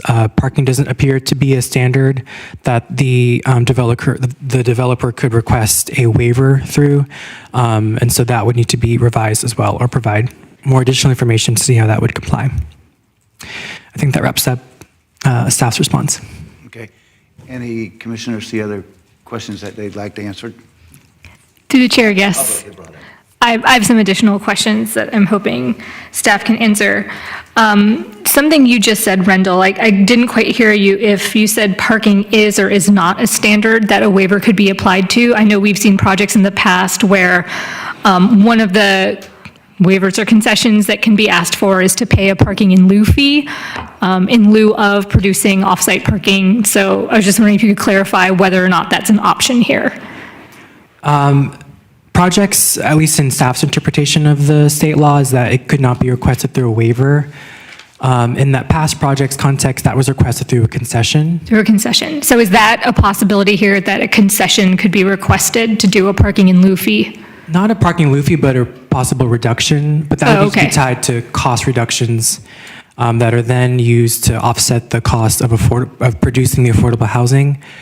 That bar doesn't stand for waiver requests. Thank you. Two more follow-up questions. We heard a few public comments asking about whether a corner store or some other retail use could be included as part of the project. If my notes are correct, this site is currently zoned R4. So is it possible to do a mixed-use project where some retail is included under the current zoning? No, not under the current zoning. It would not permit commercial or retail uses under the current zoning. Okay, thank you. And my last question, and this one you might not have an answer to right at your fingertips, but hearing a lot of comments about the current challenges with parking. We've talked about residential parking permit programs before, and I'm wondering, is that something that could be considered? Not as part of this project, because I know that that's not exactly how it works, but is that something that could be considered for the neighborhood? Staff would have to follow up with our public works team on the specific criteria, but I think at a high level, one of the criteria is that the parking impacts would need to be tied to a non-residential trip generator. Right, that's, thank you for refreshing my memory. I remember the last time we discussed this, it's the trips are non-residential uses, and that's what the challenge has been in the past. Yeah, correct, and the project is residential, and so it's not anticipated that the project would trip that threshold and that it's not producing non-residential trips. Okay, thank you. Those are my follow-up questions. Thank you. Any other questions from commissioners pertaining to public comments? I did have one, and Rendell, you and I spoke about this briefly, I think, yesterday. So there's been written comments and verbal comments about density and height at this project and how it may negatively affect the neighborhood, the perception of how it could affect the neighborhood. And since the only way to change zoning is through a general plan amendment, Is there an opportunity for the public to ask the city council to look at the zoning of this property if it's appropriate for their area at this time? I think a few pieces to that is, the city's undergoing a general plan update for 2040, and so there is a different land use designation contemplated for this site than what exists currently, so that's residential medium 1. I think the city's looking at longer-term zoning reclassifications to comply with a upcoming revised general plan. So the city, the staff, the public is welcome to comment, in the context of the site on the general plan. But if the developer were to seek a zoning reclassification, they'd have to make that request, through the formal application. I'm sorry, so the public wouldn't have the ability to ask the council to rezone it? It would have to be the applicant? That's my understanding, unless the city council directed staff to rezone the site. But typically for private property owners, they come forward with a zoning reclassification request. Through the chair, if I may add to that, so the city council, it will be considering the land use designation throughout the city, and as part of that, if members of the community would like to comment before the city council on what they would like to see on the site, they would be welcome to provide that input. These public hearings are scheduled for March 4th and March 18th, and you're also welcome to reach out to staff at the Strive San Mateo or review the materials that are posted on the Strive San Mateo website, and reach out to staff directly if you have feedback on the land use designations. The public can comment on land use designations around the city. However, for rezoning, it would have to be with the applicant may have to initiate that, and we would have to notify the neighbors. So that's a different process. Okay. I just wanted to know for the public's knowledge what options may or may not be available for them to follow with the city. Would the applicant like to spend 5 or 10 minutes responding to the comments from the public?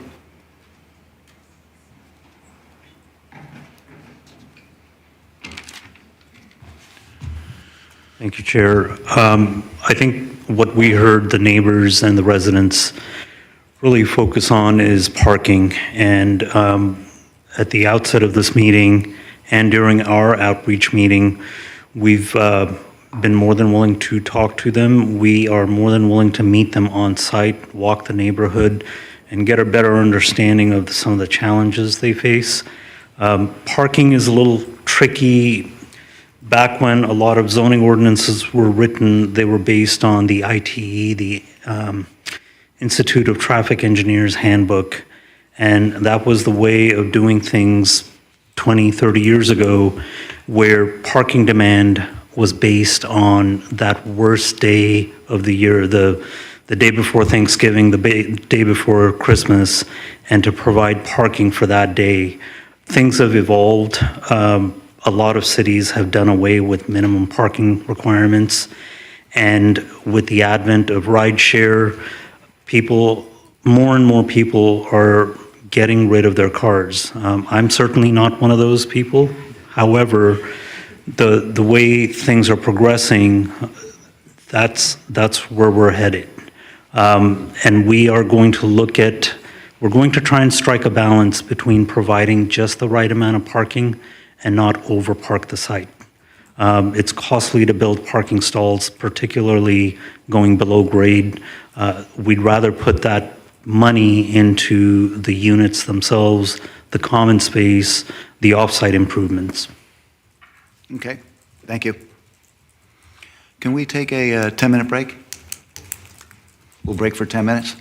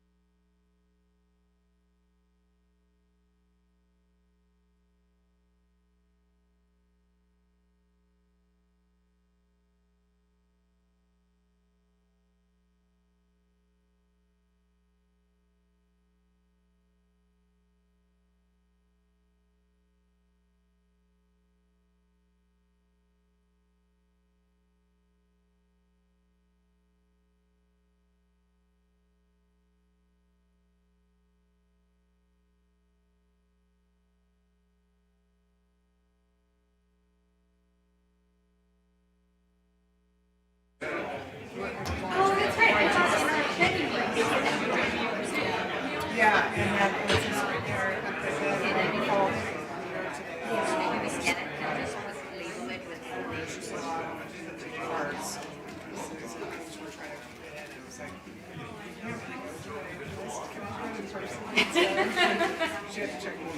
She's like, no, you're committed now. Now you have to drive your car to California. Well, and the funny thing was for Valentine's Day, we have this little tradition of like buying this like little heart-shaped cake for your trainers. It's like the chocolate cake. And so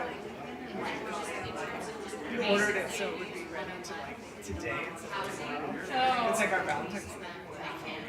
Like, now you have to check it. So yeah, I know. Check it And so, tomorrow. no, but I did touch it. Like I already.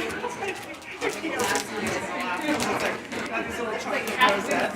Like one little rosette is gone off the top. I didn't know you were such a baker. It's my neighbor. Oh, Yeah, my neighbor's across the street. Oh, awesome. Yeah, they their lawn today. Uh-huh. Oh, cool. Wow, they're good. Yeah. They do all my kids' cakes every year. Oh, cool. Wait, and who is it? They're called Made Out of Dough. Oh, okay. I brought them before. They live across the street from me. They rent a portion kitchen. They do all their baking. But they often will set up like in Valentine's Day, yeah, they email.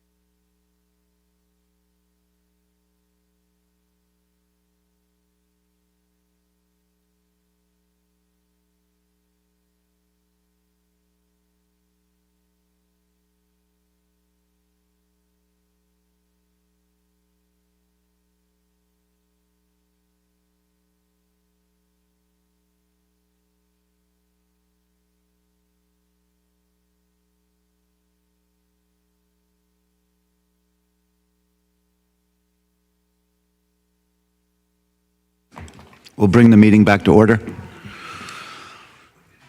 So at this point,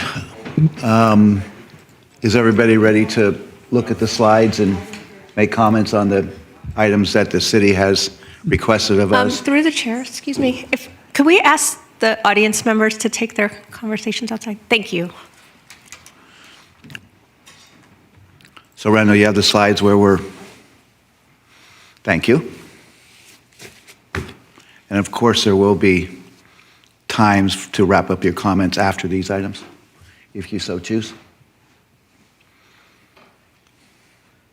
Should I go ahead? Go ahead. Oh, okay. Before I get onto that, I just want to say a few things. Because my very first meeting as a planning commissioner over 4 years ago was for the project that was proposed on this site the last time around. I liked that project. It was a multifamily residential 3-story housing. It fit well in this neighborhood in terms of the massing and the architectural style. It was thoughtful of the neighbors and thoughtful of the future families that would be residents there. Times have changed, and that is not the project before us now. I will note, however, though, that there's a project kind of similar to that one, about a block up Bayshore, that is a larger project, and it respects the surrounding neighborhood because each unit is provided with parking. Also, I was struck because the whole development has substantial front landscaping, which provides a good buffer from the busy streets. It's a buffer in terms of safety and aesthetics, and just as importantly, it's providing some natural, some space for the natural environment. This project doesn't have any of that, very little of that. So I want to start by noting that this project as presented has a number of issues, and it seems that this study session is a little bit premature in my mind. Planning staff has noted that the project would be required to provide added parking and won't be granted the reduced parking applied for. Great. Staff also noted that there's the sewage capacity study needed, among many other items. So it's clear that this is definitely not fully baked as per the applicant. The issues such as parking and setbacks, wait a minute, I'm going through my notes here. I mean, denser housing is great. It makes sense in a lot of, it makes sense for our community. But in this case, it will negatively impact the surrounding neighbors. And it just doesn't really seem fair. You travel around the neighborhood, as per the photos that were passed around, and you see that the parking situation is already problematic. And it may be that public transit just doesn't really apply to this project very well. So why not just provide more underground parking so that all the residents can use it? And, you know, there's nothing wrong with many units if they had parking and, you know, the required amenities that are needed. Well, the why is because it's more costly to the developer, as the applicant just stated to us. And he also stated he's not going to be giving up his car, as are most of the people in the neighborhood. They are not giving up their cars either, because the neighborhood does not have that many amenities in it. It's you know, the neighborhood school is not North Shoreview Montessori School. That brings in people from other parts of the city to that school. And the neighborhood school is, you know, on the other side of the freeway. So it is more costly to provide more parking, but it could be done. There could be further, more underground parking. But I understand that it does cost more money. So,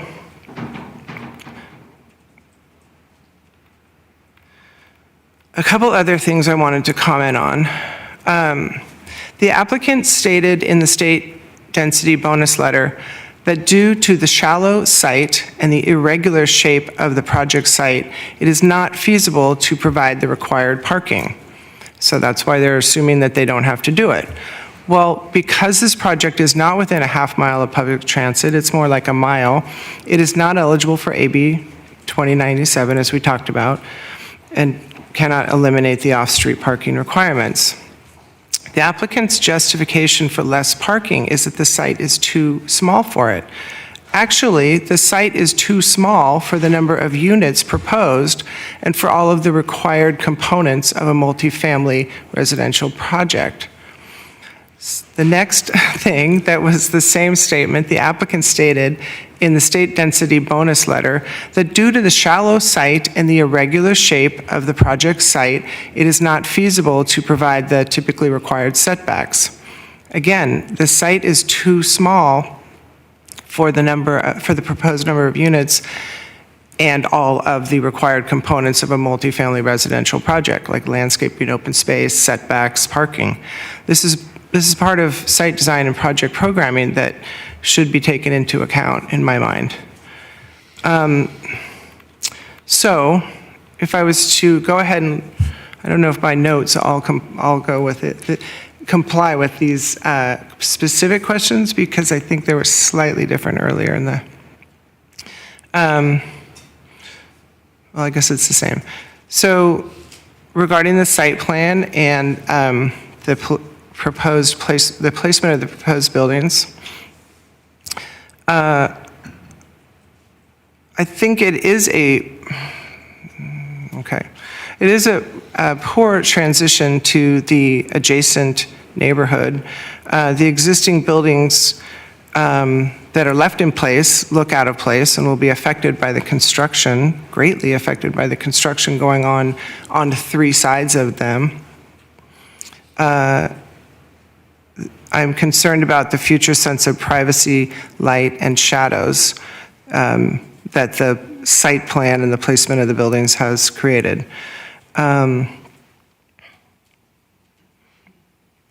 I appreciated another site plan issue was that one of the speakers talked about the driveway location as too close, the current driveway location as too close to the pedestrian overcrossing structure. And as kids walk from San Mateo High School or other sides of the freeway to come back to the North Shoreview neighborhood, people are walking along that sidewalk. Well, now it's, many more cars coming in and out of that location. So that driveway location probably needs to be looked at closer. Let's see, so my things are sort of blending together. Are there certain site plan elements that should be changed to improve the pedestrian realm and the building exterior? So specifically, I think that driveway location needs to be studied a little bit more. One of the things on the site plan that always surprises me is that applicants always just propose basically the minimum bike parking required for long-term parking and for short-term parking. So not only don't we have car parking, but there's just the minimum requirement of long-term bike parking. I don't know why they don't provide additional long-term bike parking for the residents that won't have cars that will be riding their bikes, because it's not that many for the number of residents that I forget what the numbers are. I'd have to look it up, but the minimum is not that many. So I really would like to see more of that. Building design. Are there certain design elements for articulation, color, material, or corner treatment that they should consider based on the ODS? So I assumed that it wasn't really meeting the ODS for a few of the reasons that we talked about.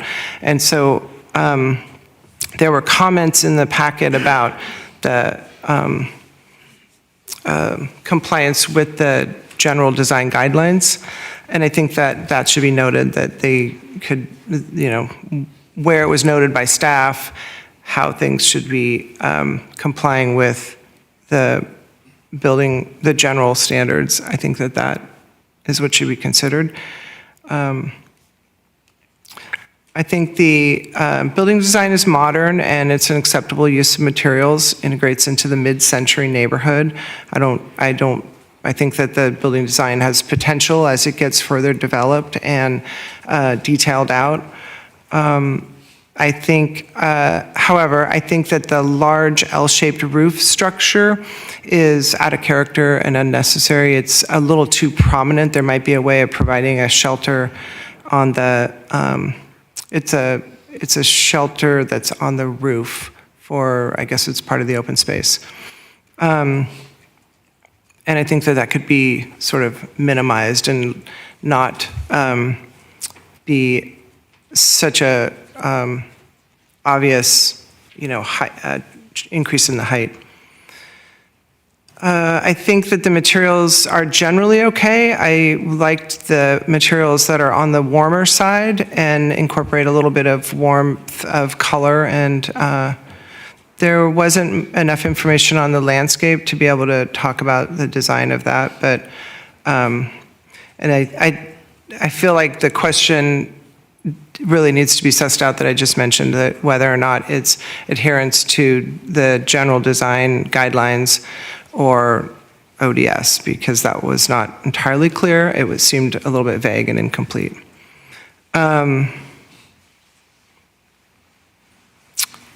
I'd say those are generally my comments. It would be nice if you could purchase the adjacent properties, but you've already addressed that question.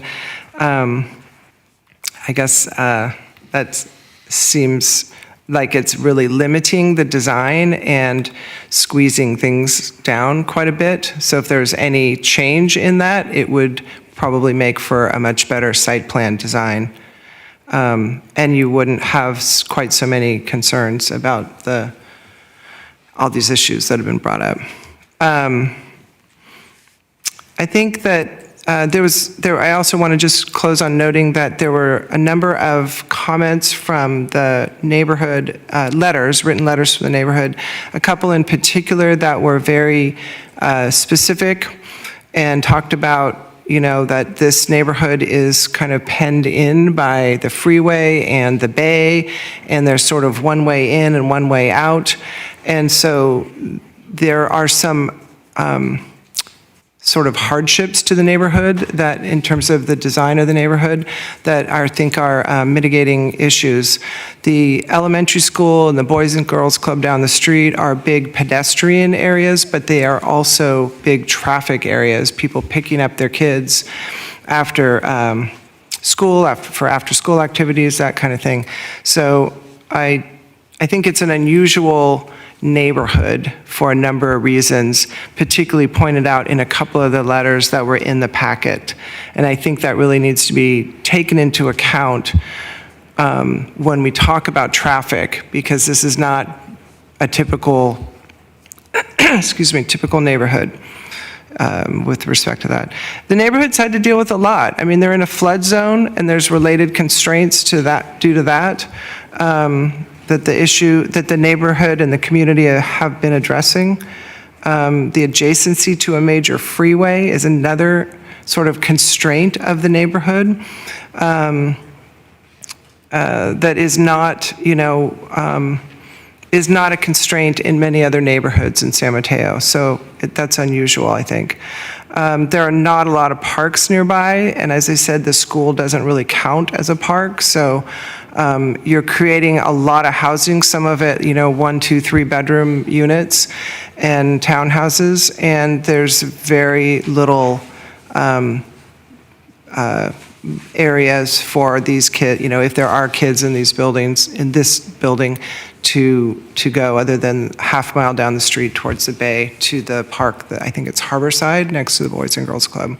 So at this point, I feel like they're squeezing a lot of units in and very few amenities, and no decent amenities for children that live in that building. The last thing I wanted to comment on was regarding the building design. I felt that, I think I've covered most of my items, but let me just look for that other, I've lost it. I guess the other item was, the amenities. So the amenity spaces, I feel like they could be located on the courtyard side. I know somebody talked about like mixed use, and mixed use might be a nice idea if that was an option, and if it was a feasible option. I don't know how many, businesses would be, how feasible that would be, but given that it's not a mixed-use project, those are tenant or residents, I should say, amenities, and they're all on the street side. And to me, I don't think that's desirable. I think they would be more desirable on the interior courtyard side with the apartments on the exterior side. I feel like we're going to see a lot of sort of, much of the time, kind of big empty rooms as you walk by, whether it's glass or whatever, or the shades are down, or it just doesn't seem like those amenity spaces should be on the street. They should be located within the courtyard, and units should be located along the street, similar to what the design guidelines say. I guess that covers it for now. I think that's everything. Thank you. Thank you.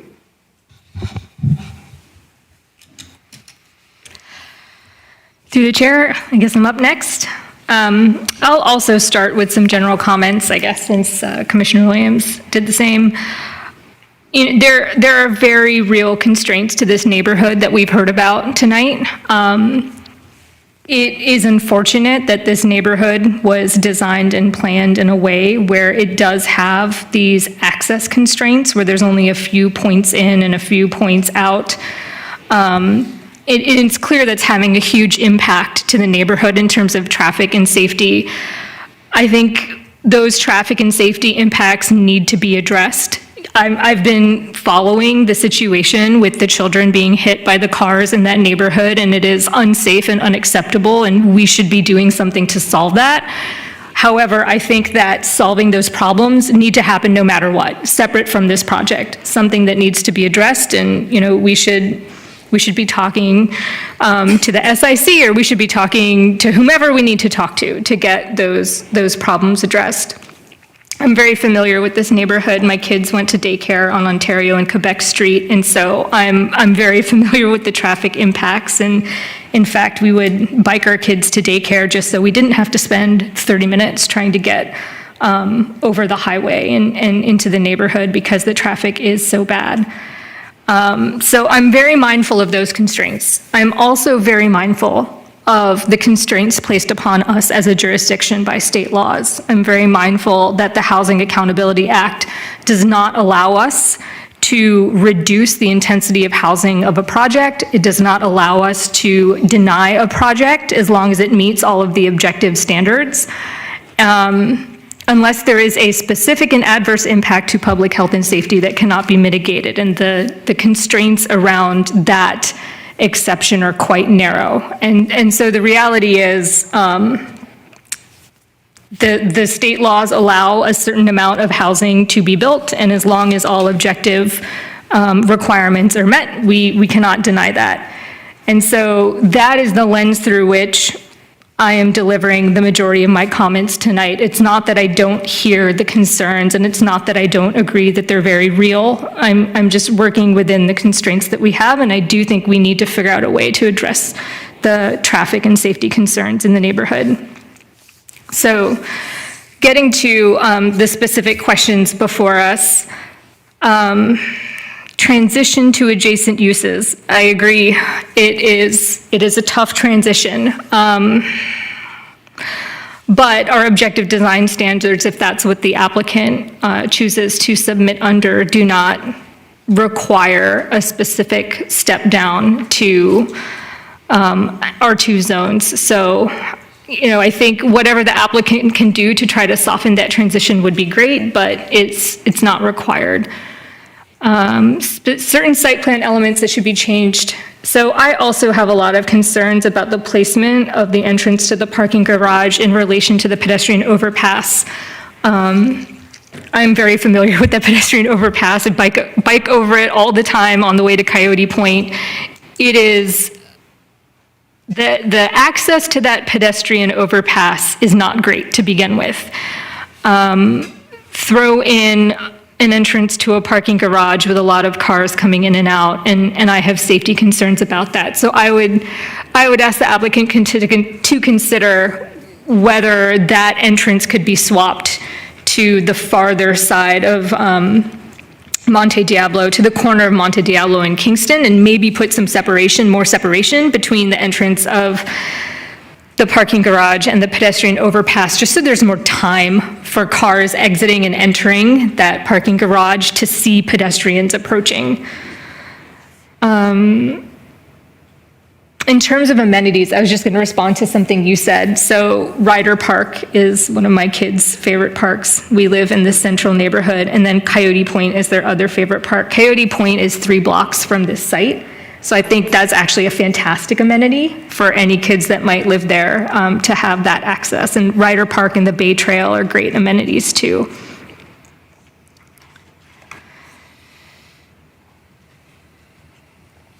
So design elements, I'm going to pop over to the staff report real quick and go through the call-outs that were provided in the staff report.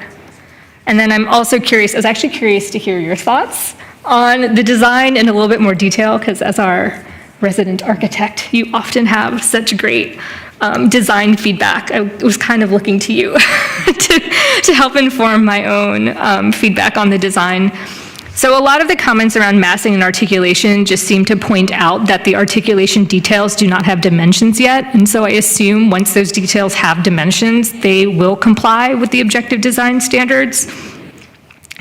Generally speaking, in terms of the design, again, if it meets the objective design standards, there's not a lot that we can require to be changed. And so I would say that, I think we all know by now this type of modern slash, what is the word I'm looking for, traditional design is not my personal favorite, but it is quite popular.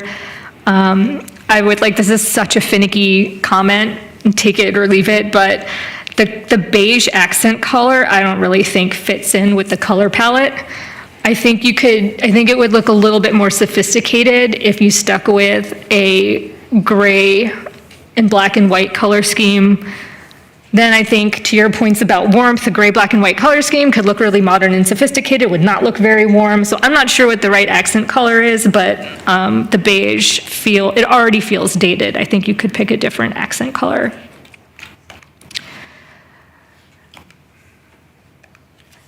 Ground floor requirements. I think this is what Commissioner Nugent was actually asking about in his first question. So our objective design standards limit the height above the sidewalk to a maximum of 42 inches, but it seems like because of the floodplain, it's required to be 48 inches. So there is that discrepancy there, which it sounds like we're going to have to go with what's required by like the California safety. So the 48 inches, I think, is required because of the floodplain. I don't mind the lack of variation in roof height on the townhomes. In fact, I think at that scale, when you start to do roof height variation, it looks overly articulated and it looks fussy. And so I prefer the clean heights on the townhomes. And then there was this comment about a corner treatment.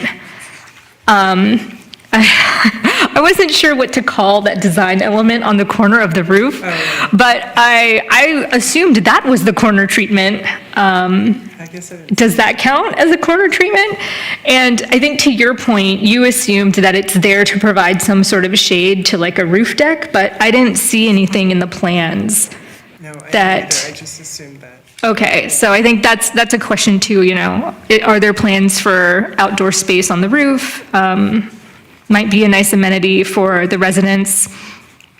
I think if that pergola overhang counts as a corner treatment, that seems fine to me. I also don't, we've talked about this before in the objective design standards, I don't like very fussy, out of place corner treatments that look like they were tacked on because there's a corner treatment requirement. And that's the next one, windows and doors. Yeah, I think this is a good call out in the staff report that, when possible, to make service windows and doors match, making back of house match front of house is always nice from an aesthetic point of view. So I would encourage that.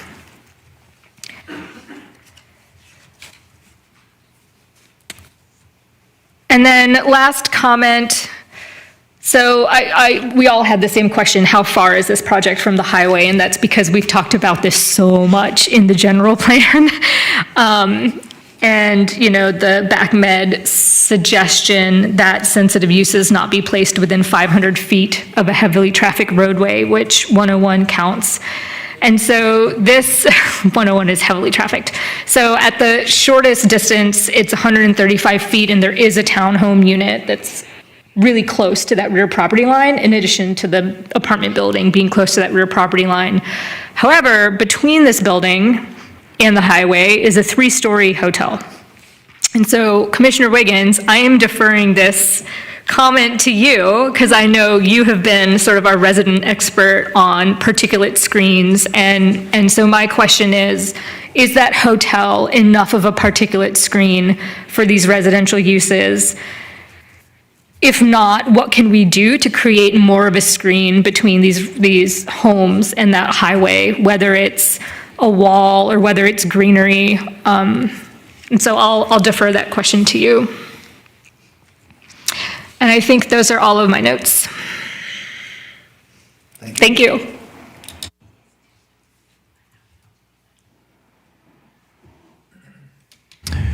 All right, through the chair.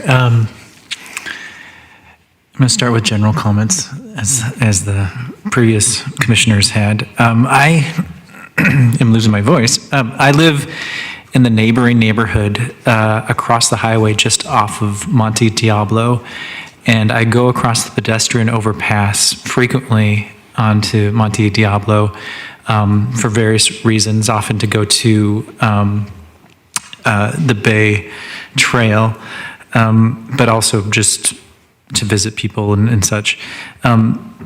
Similar to my own neighborhood in North Central, I see the high number of cars parked in the streets, and I worry about visibility as a pedestrian. And when I ride my bike, both of our neighborhoods have a significant amount of overcrowding, which has led to a higher number of cars than was historically the case. And that problem is getting worse, in part because of the cost of housing. The other thing I want to note, and so I want to, well, before I go on to that, the concerns of the neighbors about parking is shared in my neighborhood, and I hear you. You guys have it worse though. We probably have more cars just because there's a little bit more overcrowding in North Central, but the access in and out of your neighborhood is far more difficult. North Central has a lot of through streets and also a lot of public transit access. So there are very different conditions between our neighborhood. We share parking problems, but your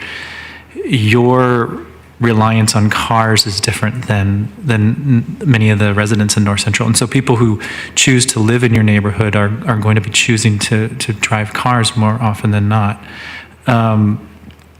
Now, that being said, you know, I would like to see more bicycle use in your neighborhood. Obviously, there's people that use bicycles, but your access to transit and your access to, you know, just being able to walk to the store is much more limited.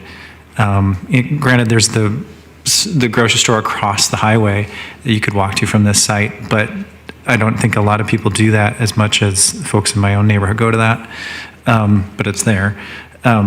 But anyways, the conditions, we share problems, but we also have very different conditions. And I remember in the general plan update, when we looked at this, the general area along Highway 101 in both North Central and in Shoreview. And we spent a lot of time as a planning commission expressing strong concerns about increasing housing along the highway, in part because of particulate matter and pollution coming from the highway. But also, those are really the least accessible spots, in some of the least accessible spots in this part of the city. And so we need to make sure that this project respects the issues that are within this neighborhood. And so I'm going to move into the site plan, but also talk about overall the project program overall. I know it's been mentioned that as a body, we can't force the applicant to reduce the number of units based on the Housing Accountability Act, but we can make sure that they meet the requirements of our laws locally and on state laws. And so the project proposes a total of 63 off-street parking spaces. And as somebody who chose where to live so I could take transit and bike and drive a car based on what I need, it's more limited in North Shoreview. And we basically need to make sure that this project follows the requirements of our city laws with regard to off-street parking spaces. And as required under the state density bonus law, it's 87 off-street parking spaces. And I think that the project applicant could reasonably get there with some modifications. And I'm going to talk about some of my thoughts on that in a little bit. But I also would recommend increasing that number to 94. I know I generally want to encourage people to get out of their cars when they're in areas of the city that are very well transit served. But frankly, this site has been, the neighborhood is kind of hemmed in by the highway and the bay. So we have to deal with the site that it is. On that note, though, I also think that the bicycle parking should be doubled. So people are going to be driving their cars until we have, everybody can ride an autonomous car and you can get rid of your car. But people are going to be driving their cars in this neighborhood. But we can encourage reduction in driving by having enough bicycle parking for basically every adult that would live in there. And so that to me is about a doubling of what's provided. And then looking more specifically at the site planning and the project plan overall, the parking ramp is right as you come off of the pedestrian overpass, and bikes zip down that, and that's just a death trap. That's gotta move. That is not an okay location for that, because people it's rather blind as you turn out of that ramp and you go onto the sidewalk. And as it's designed, you're going to be bam right into the entrance and exit of vehicles. And so there's a lot of children that cross that to get to the Montessori and other schools and other locations. So, having that location changed, I think, is important. And I would is it possible if we could show some of the plans from the applicant? So I'd like to see, start with A 1.0.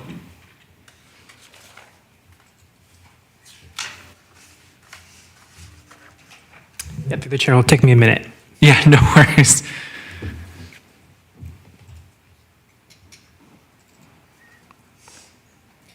I was just going to note, my kids went to that school. Yeah. So, we all have these connections to the neighborhood. Yeah, yours do? No, yours go to Parkside, right? Through the chair, mine don't go here, but somehow I ended up at Kingston Cafe every morning as a pit stop on the way to school. I don't know how. So yeah, still very familiar. They have a little kids play area inside. So yeah, I know it well. Yes.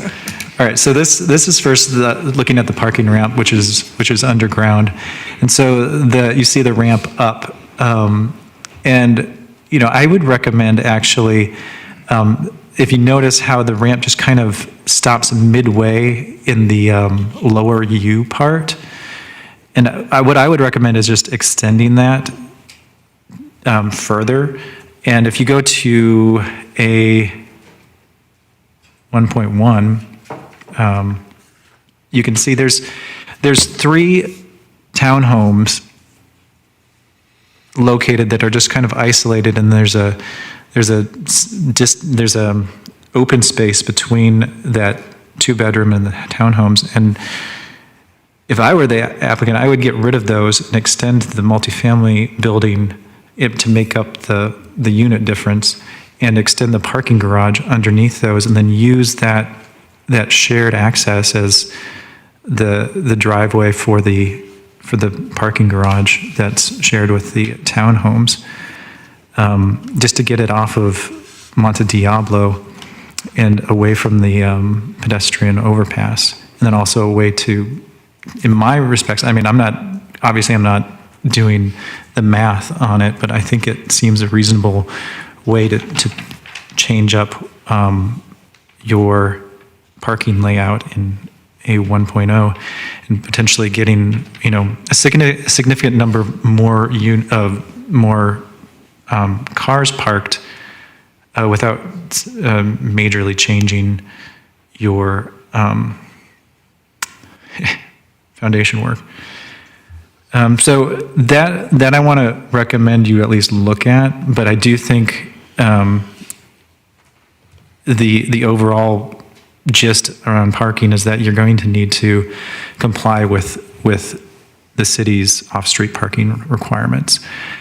And I would encourage you to go up to 94 spaces in this. And you know what? If we ever do all end up being in self-driving cars, it becomes storage for the units, because everybody wants more storage and there's never enough. So I'm not that concerned about this project here. And the other thing, just overall, is I agree, I would like to see more multi-bedroom units. I know it can be difficult with the double-loaded corridor requirements of our California building code, but I see, just based on this unique parcel layout, a lot of opportunities for some additional 2-bedroom units. And I would actually, in the trade-off, if you were to get rid of those 3 townhomes, you could potentially replace them with twice as many multi-family or multi-bedroom units in the multifamily building. As far as setbacks and from the two properties that did not sell, those are waiver requests that are pretty standard, and I don't see us having a whole lot of wiggle room to deny that. And I think overall, the public has been pretty reasonable in terms of knowing that, the housing can go here and it's important to get housing. But I do think that figuring out parking is going to be vital, and making sure that pedestrian safety is important. So again, looking at those for site design and project planning, to me, is going to be the biggest thing that you guys can do for the neighborhood and for the city and for this project. I'm going to go into the design comments. So this was a note that I had. So with regard to, it may become a question, but with regard to our objective design standards, I believe that our interior elevations do not need to maintain the same design elements as building walls facing the public right-of-way. So I believe that there were some comments about the interior courtyard elevations, and I think that those are not covered in our objective design standards because they're interior views. So I just want to make that a note that that's how I'm reading it. So if staff, and if this comes back to us, I would like to make sure that that's addressed. And then the corner treatment, I agree with Commissioner Williams. The L-shaped roof structure is a little bit out of place. I understand that this is very preliminary. And so, something that could change, I could see it changing for the better. And then the other thing is along the east elevation, which is, I think it was a 3 point, or a 2.2 elevation 3, I would say that for townhomes, to me, that's too repetitive. So these are potentially in the future, at least, going to be homes that people will purchase. And just like in the single family detached homes, people like to have a home that's a little bit different than their neighbor.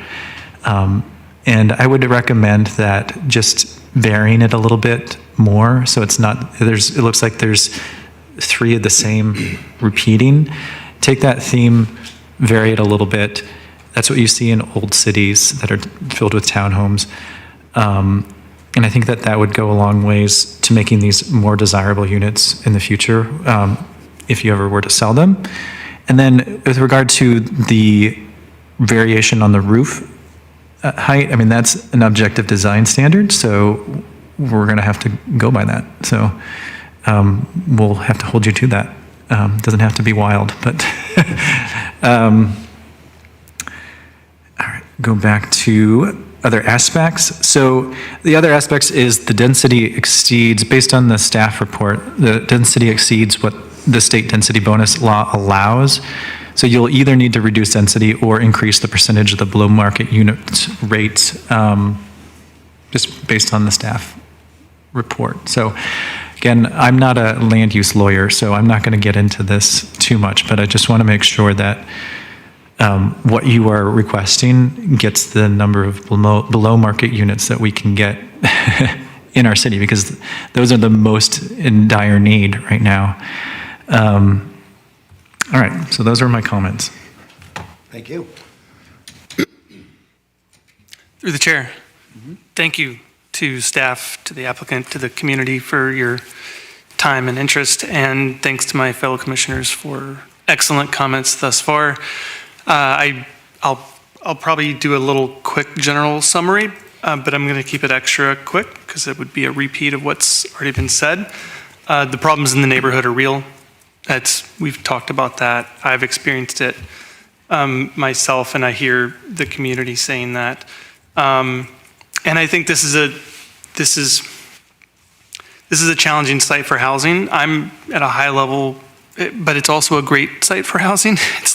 It's a little bit complicated. It's really close to a school, and I know that's not a neighborhood school, but safety for our kids is a real concern, and the opportunity that kids, for any amount of kids, to only have to cross a single street and then walk to school, to me is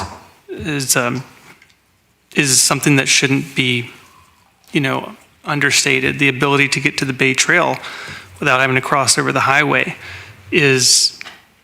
there are really nice amenities over here. And so despite the highway and despite the existing real problems the neighborhood has, I still think it could be a good site for housing, and I think it could be a good site for dense housing if we can deal with the real challenges. And I don't think I'll bring up any new ones. I'll just try to provide some insight.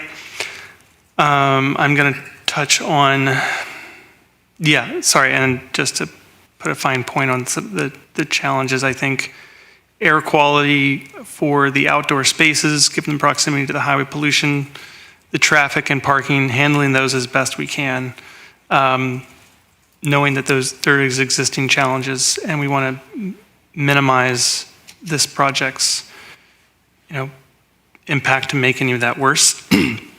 And so I'm going to start with site plan generally. The thing that sticks out to me is this U-shaped site. That's kind of why I asked about it. It is what it is, probably, but I think it's making everyone's lives harder. And creative solutions like what Commissioner, what's your last name? Sorry. I've only worked with you 2 years.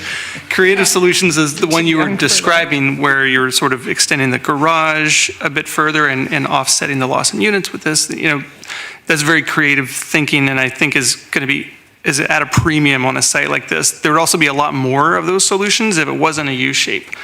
And so I think I view that as just on top of the other challenges, is trying to make everything technical work within this U shape. And I just keep coming back to that one as something that just, I think it's got enough challenges as it is without that. Okay, I won't dwell on it anymore. While I think that putting more mass on the north, closer to the taller buildings, makes sense, and I think stepping down to the south makes sense. And I also like mixing townhomes and flats. I think that creates more options for people. Yeah, I don't think it's relating to its context successfully, and I'm offering this as I guess I'm not sure if you guys are going to go with the multifamily design guidelines or the ODS.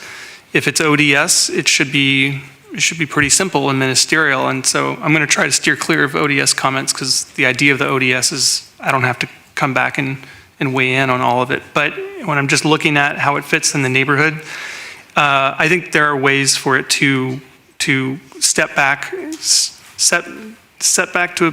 a certain extent, step back and change the architectural style so that it's a bit more maybe relating to its context. And I was inspired by fellow commissioners bringing particular examples of what they mean in other buildings. And so I want to just offer 920 Bayswater, which is in Burlingame, corner of Bayswater and Myrtle. That's a new multifamily development. The architectural style is, when I look at the post-war housing stock that's there, the architectural style, staff touched on it. I don't see any of that in the contemporary building that's here. But when I saw the Bayswater apartments, there's some elements that I think relate better to this neighborhood, yet it's still got size. It's a 4-story building, so this would be 5. But there's things they do that I think make the impact of that mass much less extreme. And again, going back to the U-shape really brings in sharp contrast because it brings you right up against a 1 or 2 story structure. And so I think it could help a lot in that. And I think it's something to consider. I'm peek back here. Placement of apartment and townhome buildings. I think that's the right location on the site for those elements, but I think you could do more to provide a reasonable transition. Maybe you follow the ODS and you don't have to, but I think there's more that you could do in terms of trying to make it fit in better if you so elect. Certain site plan elements should be changed to improve the pedestrian realm. This was the other thing that stuck out to me. If you have to raise the building 48 inches to deal with the floodplain, then is what it is. I'm not comfortable with it resulting in what feels like a wall against the sidewalk. There's parts of the building that start to step the wall back and put some planting in there, but I think you could take that a lot further with berming, planting, and wider sidewalks in general. I mean, it looks to me like the sidewalks are actually going to get more narrow compared to what's there, just based on when I was walking around on site. So I'm concerned from an urban design perspective that we're not mitigating the urban design pedestrian impact of that potential requirement to raise the building for the floodplain.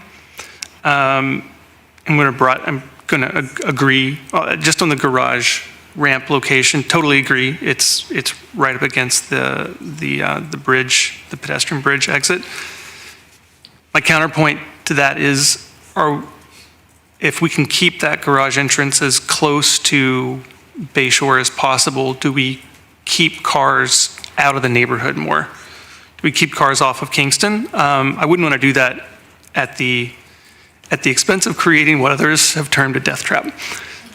So that's the only other aspect in terms of a study session. I think we maybe want to balance, try, if you can do it safely, I think keeping the cars on Bayshore is better. And I've seen the traffic back up on Kingston in the mornings when kids are going to school there and everything. So, and I'm totally concerned about the existing safety issues in there as a pedestrian or a cyclist or anyone else. So trying to keep the cars from flooding to the neighborhood would be nice, but I think the safety issue is most important.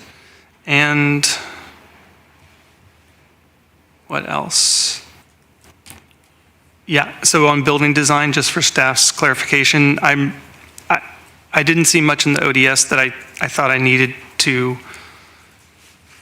comment on. I thought staff was already, starting to go through and tick those things off the way I think it's supposed to work. I interpreted with Commissioner Nugent the same way, that the interior walls I didn't think would need to comply with that on that one item, but otherwise in the ODS I wasn't going to comply because that's the sort of the idea there. And design revisions to the building, to me, I just want to offer that you consider a different architectural style, and maybe that's just a different perspective from others up here, but one to consider. And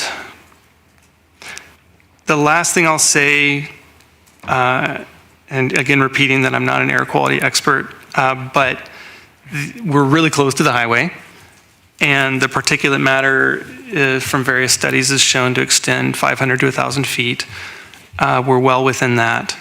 And so I would think, and I definitely don't know my categorical exemption requirements, but I would hope that this project has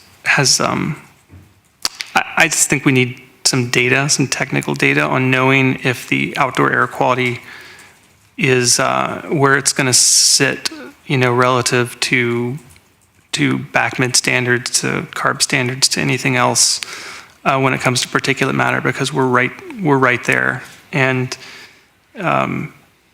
it's the sort of site where it makes me go back and forth on if it really is the best place for housing given the air quality concerns. I think there's things that outweigh it, but I think if we don't get to look at that because there's a categorical exemption, then I think that would, I would not be comfortable with that. I don't think I'm the decision maker there, but I would hope we at least get to look at that and find out if the existing wall that's there, which actually steps down, it's weird, it steps down lower, the highway wall right next to this development. The motel next to it, which I thought was 2 stories, but maybe it's 3. It's 2. Audience has it. Anyway, it's got height. Yeah, is there a 3-story portion? The staff report says it's 3 stories. Okay. That's where I got that from. I was out there this morning. It looked like 2.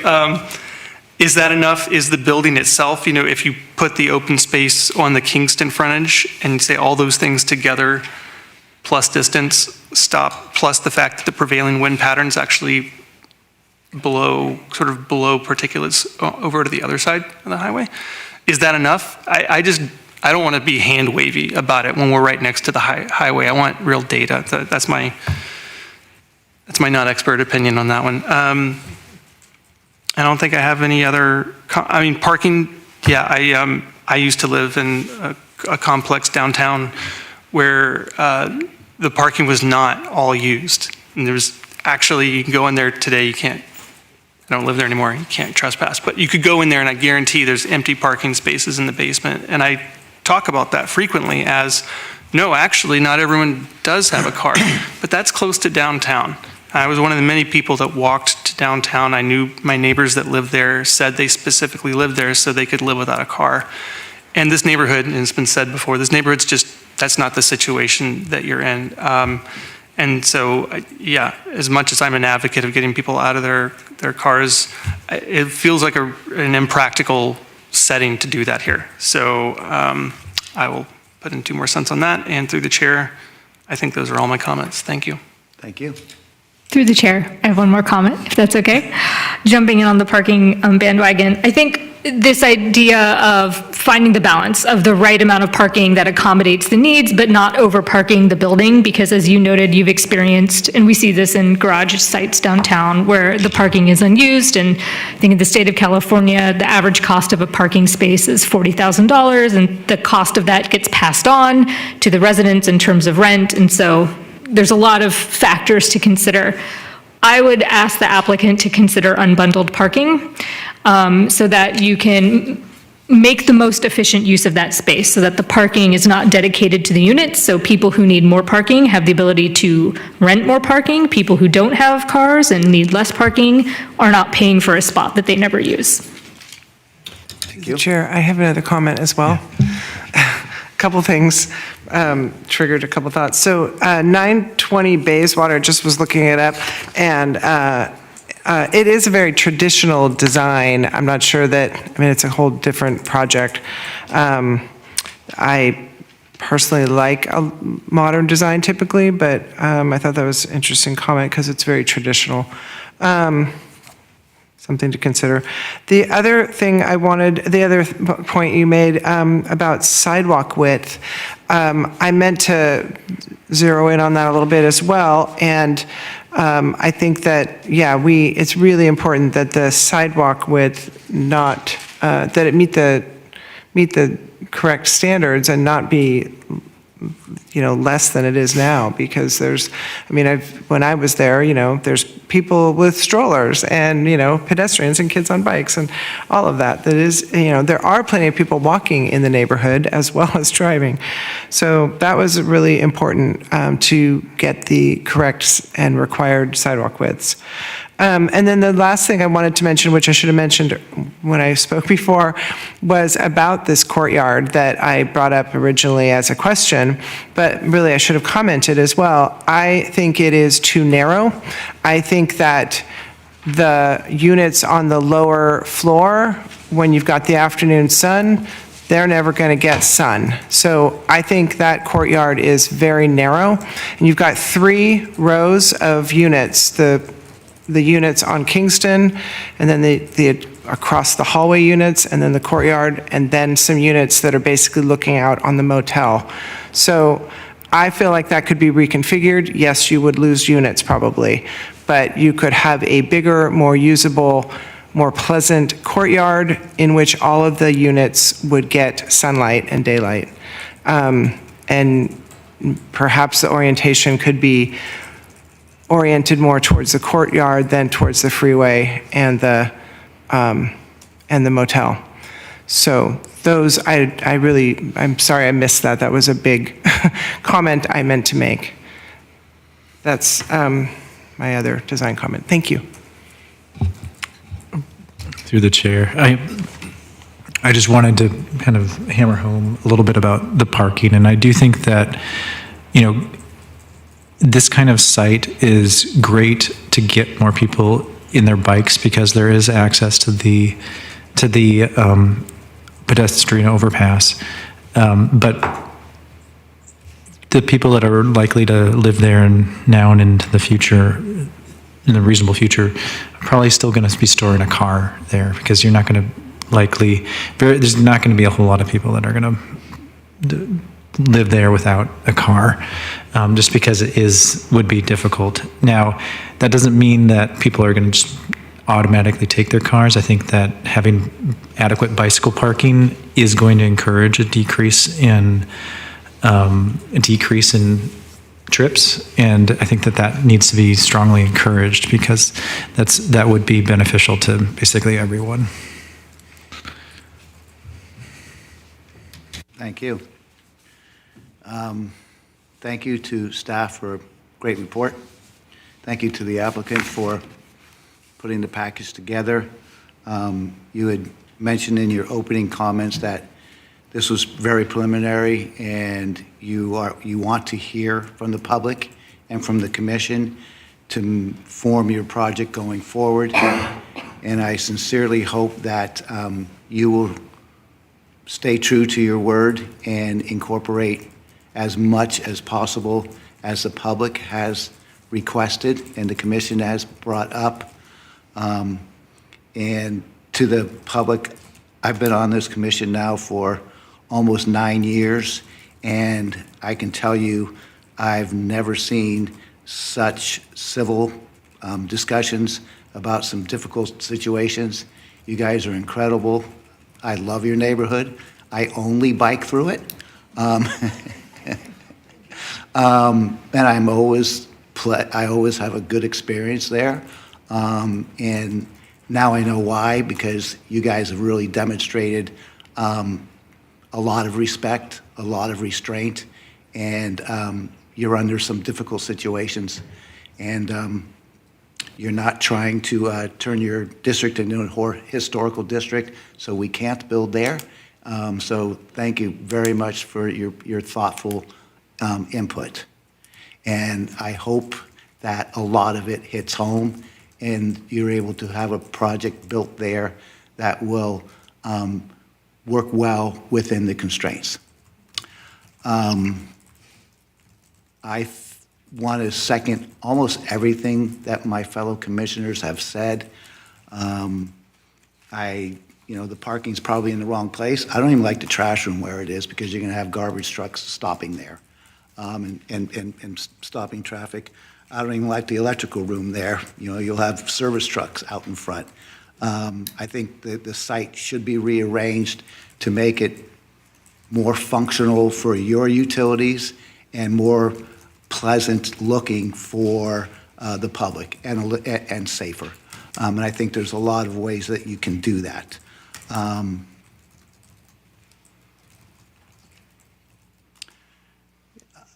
Again, my fellow commissioners have pretty much nailed everything that I would want to say. When I'm in that neighborhood, and I was there again today, I'm always so concerned about the natural disasters that you live with.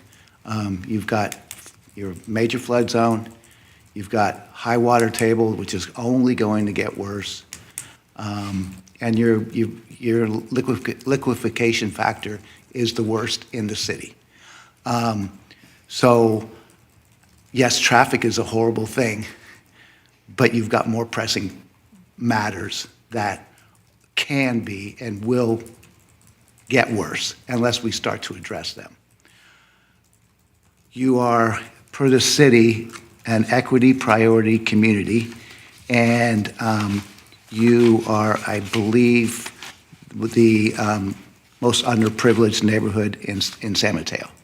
And you come here with open minds and open hearts to try and work to help solve our housing problem. What I would like to see, the city and this commission have spent a lot of time looking at your area and trying to figure out how best to help you have a better experience in your own city. When I look, and part of that is public safety, and how can we be resilient and make sure that all of our neighborhoods are safe. I look at this, and there are also going to be studies and projections on how to address those situations as they arise. I don't see, unless I'm not knowledgeable of it, any emergency centers in your area at all for collection. If I were to build this building, I'd actually add another story, and I would put it, and I would use it as an emergency evacuation center, because you guys are going to need it. I don't know if a developer would ever want to partner with the county who runs those facilities or the city and think of something like that. That might make a problem with parking seem manageable. Because right now, with your egress and your exiting and just moving around that neighborhood, when those issues arise, it's going to be difficult to manage. And I really think, specifically in this part of town, that has to be part of every discussion as we do developments. So that is what I would like to see incorporated into this project. Yes, I believe the parking is inadequate, but we don't have total control over that.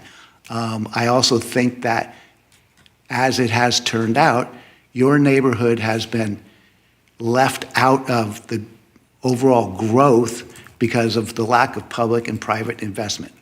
I was speaking to one of the gentlemen this evening at the break, and he said, we don't have public transportation here because Samtrans won't come in here, the roads are too small, and they get in all these accidents. So, and you're almost a food desert. So, I think this has to be acknowledged and thought about as the developments go forward. This is not going to be the only development in your neighborhood. There will be others. And to acknowledge the difficulties, as this commission has done, as the city has done, and to see if we can come up with some solutions holistically. That's the only way this neighborhood's going to thrive. And your openness to discussion and looking for solutions is really commendable. So I want to thank everybody here. I don't know if anyone has any other comments that they would like to make.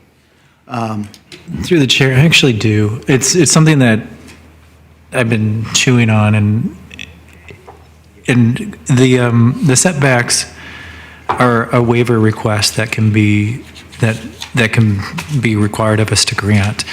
But I just want to note to the applicant that the hotel that's behind this project could someday be sold, and another project of similar size could be, or similar height, could be built there. And when you have setbacks as small as 8 foot 4 inches on that property line between what's not a right-of-way but just an adjacent parcel, you're potentially opening up the possibility that you get a very little sunlight along the building face. And I want to encourage the project team to take that into account. You have some jogging of the corridors in the building layout, and I worry that you're going to be creating an issue with light by having such small setbacks. I know Commissioner Williams had mentioned that, but I mean, just in terms of like, this isn't something that we can force you to do, but it is a concern that these setbacks, granted the setbacks along the right of way, I mean, that's how we built cities for millennia. The way you are showing it, it's totally fine. You're going to get enough light. But along the interior property line where you're not actually redeveloping the whole block and you have the potential for another project to go do the exact same thing as you're going to get potentially really dark, almost no light into some of the lower units. Yeah. I mean, I just think that the design should be looked at with a little more thoughtfulness to give yourself some breathing room, some room for landscaping, some room for some of these amenities. And, I get that everybody wants to put as many units as possible, but maybe I'm going to say it more bluntly, that's not the best thing here. This is an odd lot with many constraints. Through the chair, I didn't say this earlier because it's outside the scope of this project, and I'm hesitant to talk about things that are outside of the scope of this project. But while we're talking about, the challenges of this neighborhood, I would really encourage us and the city to explore a residential parking permit program and changes to a residential parking permit program that don't have that constraint of only offsetting non-residential trips, because the challenges we're seeing in every neighborhood and every project is the addition of residential trips. So I think whatever the process is to figure out how to explore that, we should try to do that. And then the other thing, this issue of walkability in this neighborhood and access to food, I think is a very real thing. And, I asked the question of, could we do a corner store with the current zoning? And the answer is no, because it's zoned R4. There was a market there. And I don't know what is the right forum or the right way. Maybe it's public comments to the general plan when it comes before council, but it feels like if we want to be designing cities for the future, if we want to be designing cities where people don't need a car to do every single thing, we have to figure out a way to get small retail uses into our neighborhoods. And I agree with the public comments here that a corner market would be such a great addition to this neighborhood, and I feel like we need to figure out a way to do that.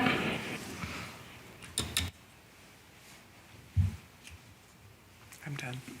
Okay, everybody good? Then we'll close that item and move on to announcements, please. And thank you all. Thank you, Chair Ebnetter. A few announcements for this meeting. So our next meeting, scheduled for February 27th, will be canceled. We do not have any business items, so you get a little bit of a break. We do have a training coming up that's hosted by 21 Elements on February 29th. So that's going to be on new housing legislation. I believe a few of you have signed up, if I'm not mistaken. So we look forward to seeing you there. In March, my understanding is that there is going to be the Planning Commissioner Academy. So Chair Ebnetter will be attending that, and we look forward to hearing from you how that goes. March 12th, which is our next meeting, we would have the housing element come forward before the commission. We might do some one-on-ones with individual commissioners before those adoption hearings, just to brief you on the changes that have occurred since its adoption in last January. I do want to confirm quorum, I think. Sorry, could you just explain? So it's coming back before us to just certify it for adoption, or what exactly are we doing then? Yes, so the housing element was previously adopted by the City Council in January of 2023, and since then staff has been working with the state Housing and Community Development Department to achieve certification and substantial compliance with the housing statutes. At this point, bless you, the state has provided a substantial compliance letter, and so we are bringing the housing element back for adoption, and the March 12th meeting would be a public hearing on the Planning Commission making a recommendation to Council on adoption. Okay. I'm just curious, like, what we will be, like, we'll be seeing the latest version, which is not the last version that we saw. That is correct. It has changed since January of last year. Thank you. And my understanding is, Commissioner Williams, you might be remote for that meeting or may not be present. I don't know.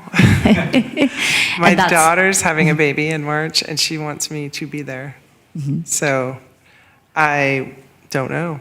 just please keep us posted. And my understanding is all the other commissioners will be here in person. Perfect. Thank you. So we'll have quorum, but let us know if developments occur. Yeah. She's not due till the 20th, so it's her first. So yeah. All right, and then finally, I did send an email out, and I think I've heard from several commissioners about a joint meeting with the Sustainability and Infrastructure Commission in April. This would be regarding the city's transportation demand management ordinance. We had done a study session with the commission in July of last year, and we wanted some early input on as we are drafting the ordinance. So we will be doing a joint study session in April, so please respond to the email if you haven't already. Do we have anything scheduled for March 26th? We do. We may have an appeal for a single-family project, and I think we also have a potential rezoning application that would, and a special use permit that would go forward. But those are currently under preparation. We're still working with the applicants and the appellants to determine the final date. Great. Anything from the commissioners? Great. We'll close the meeting. Thank you all.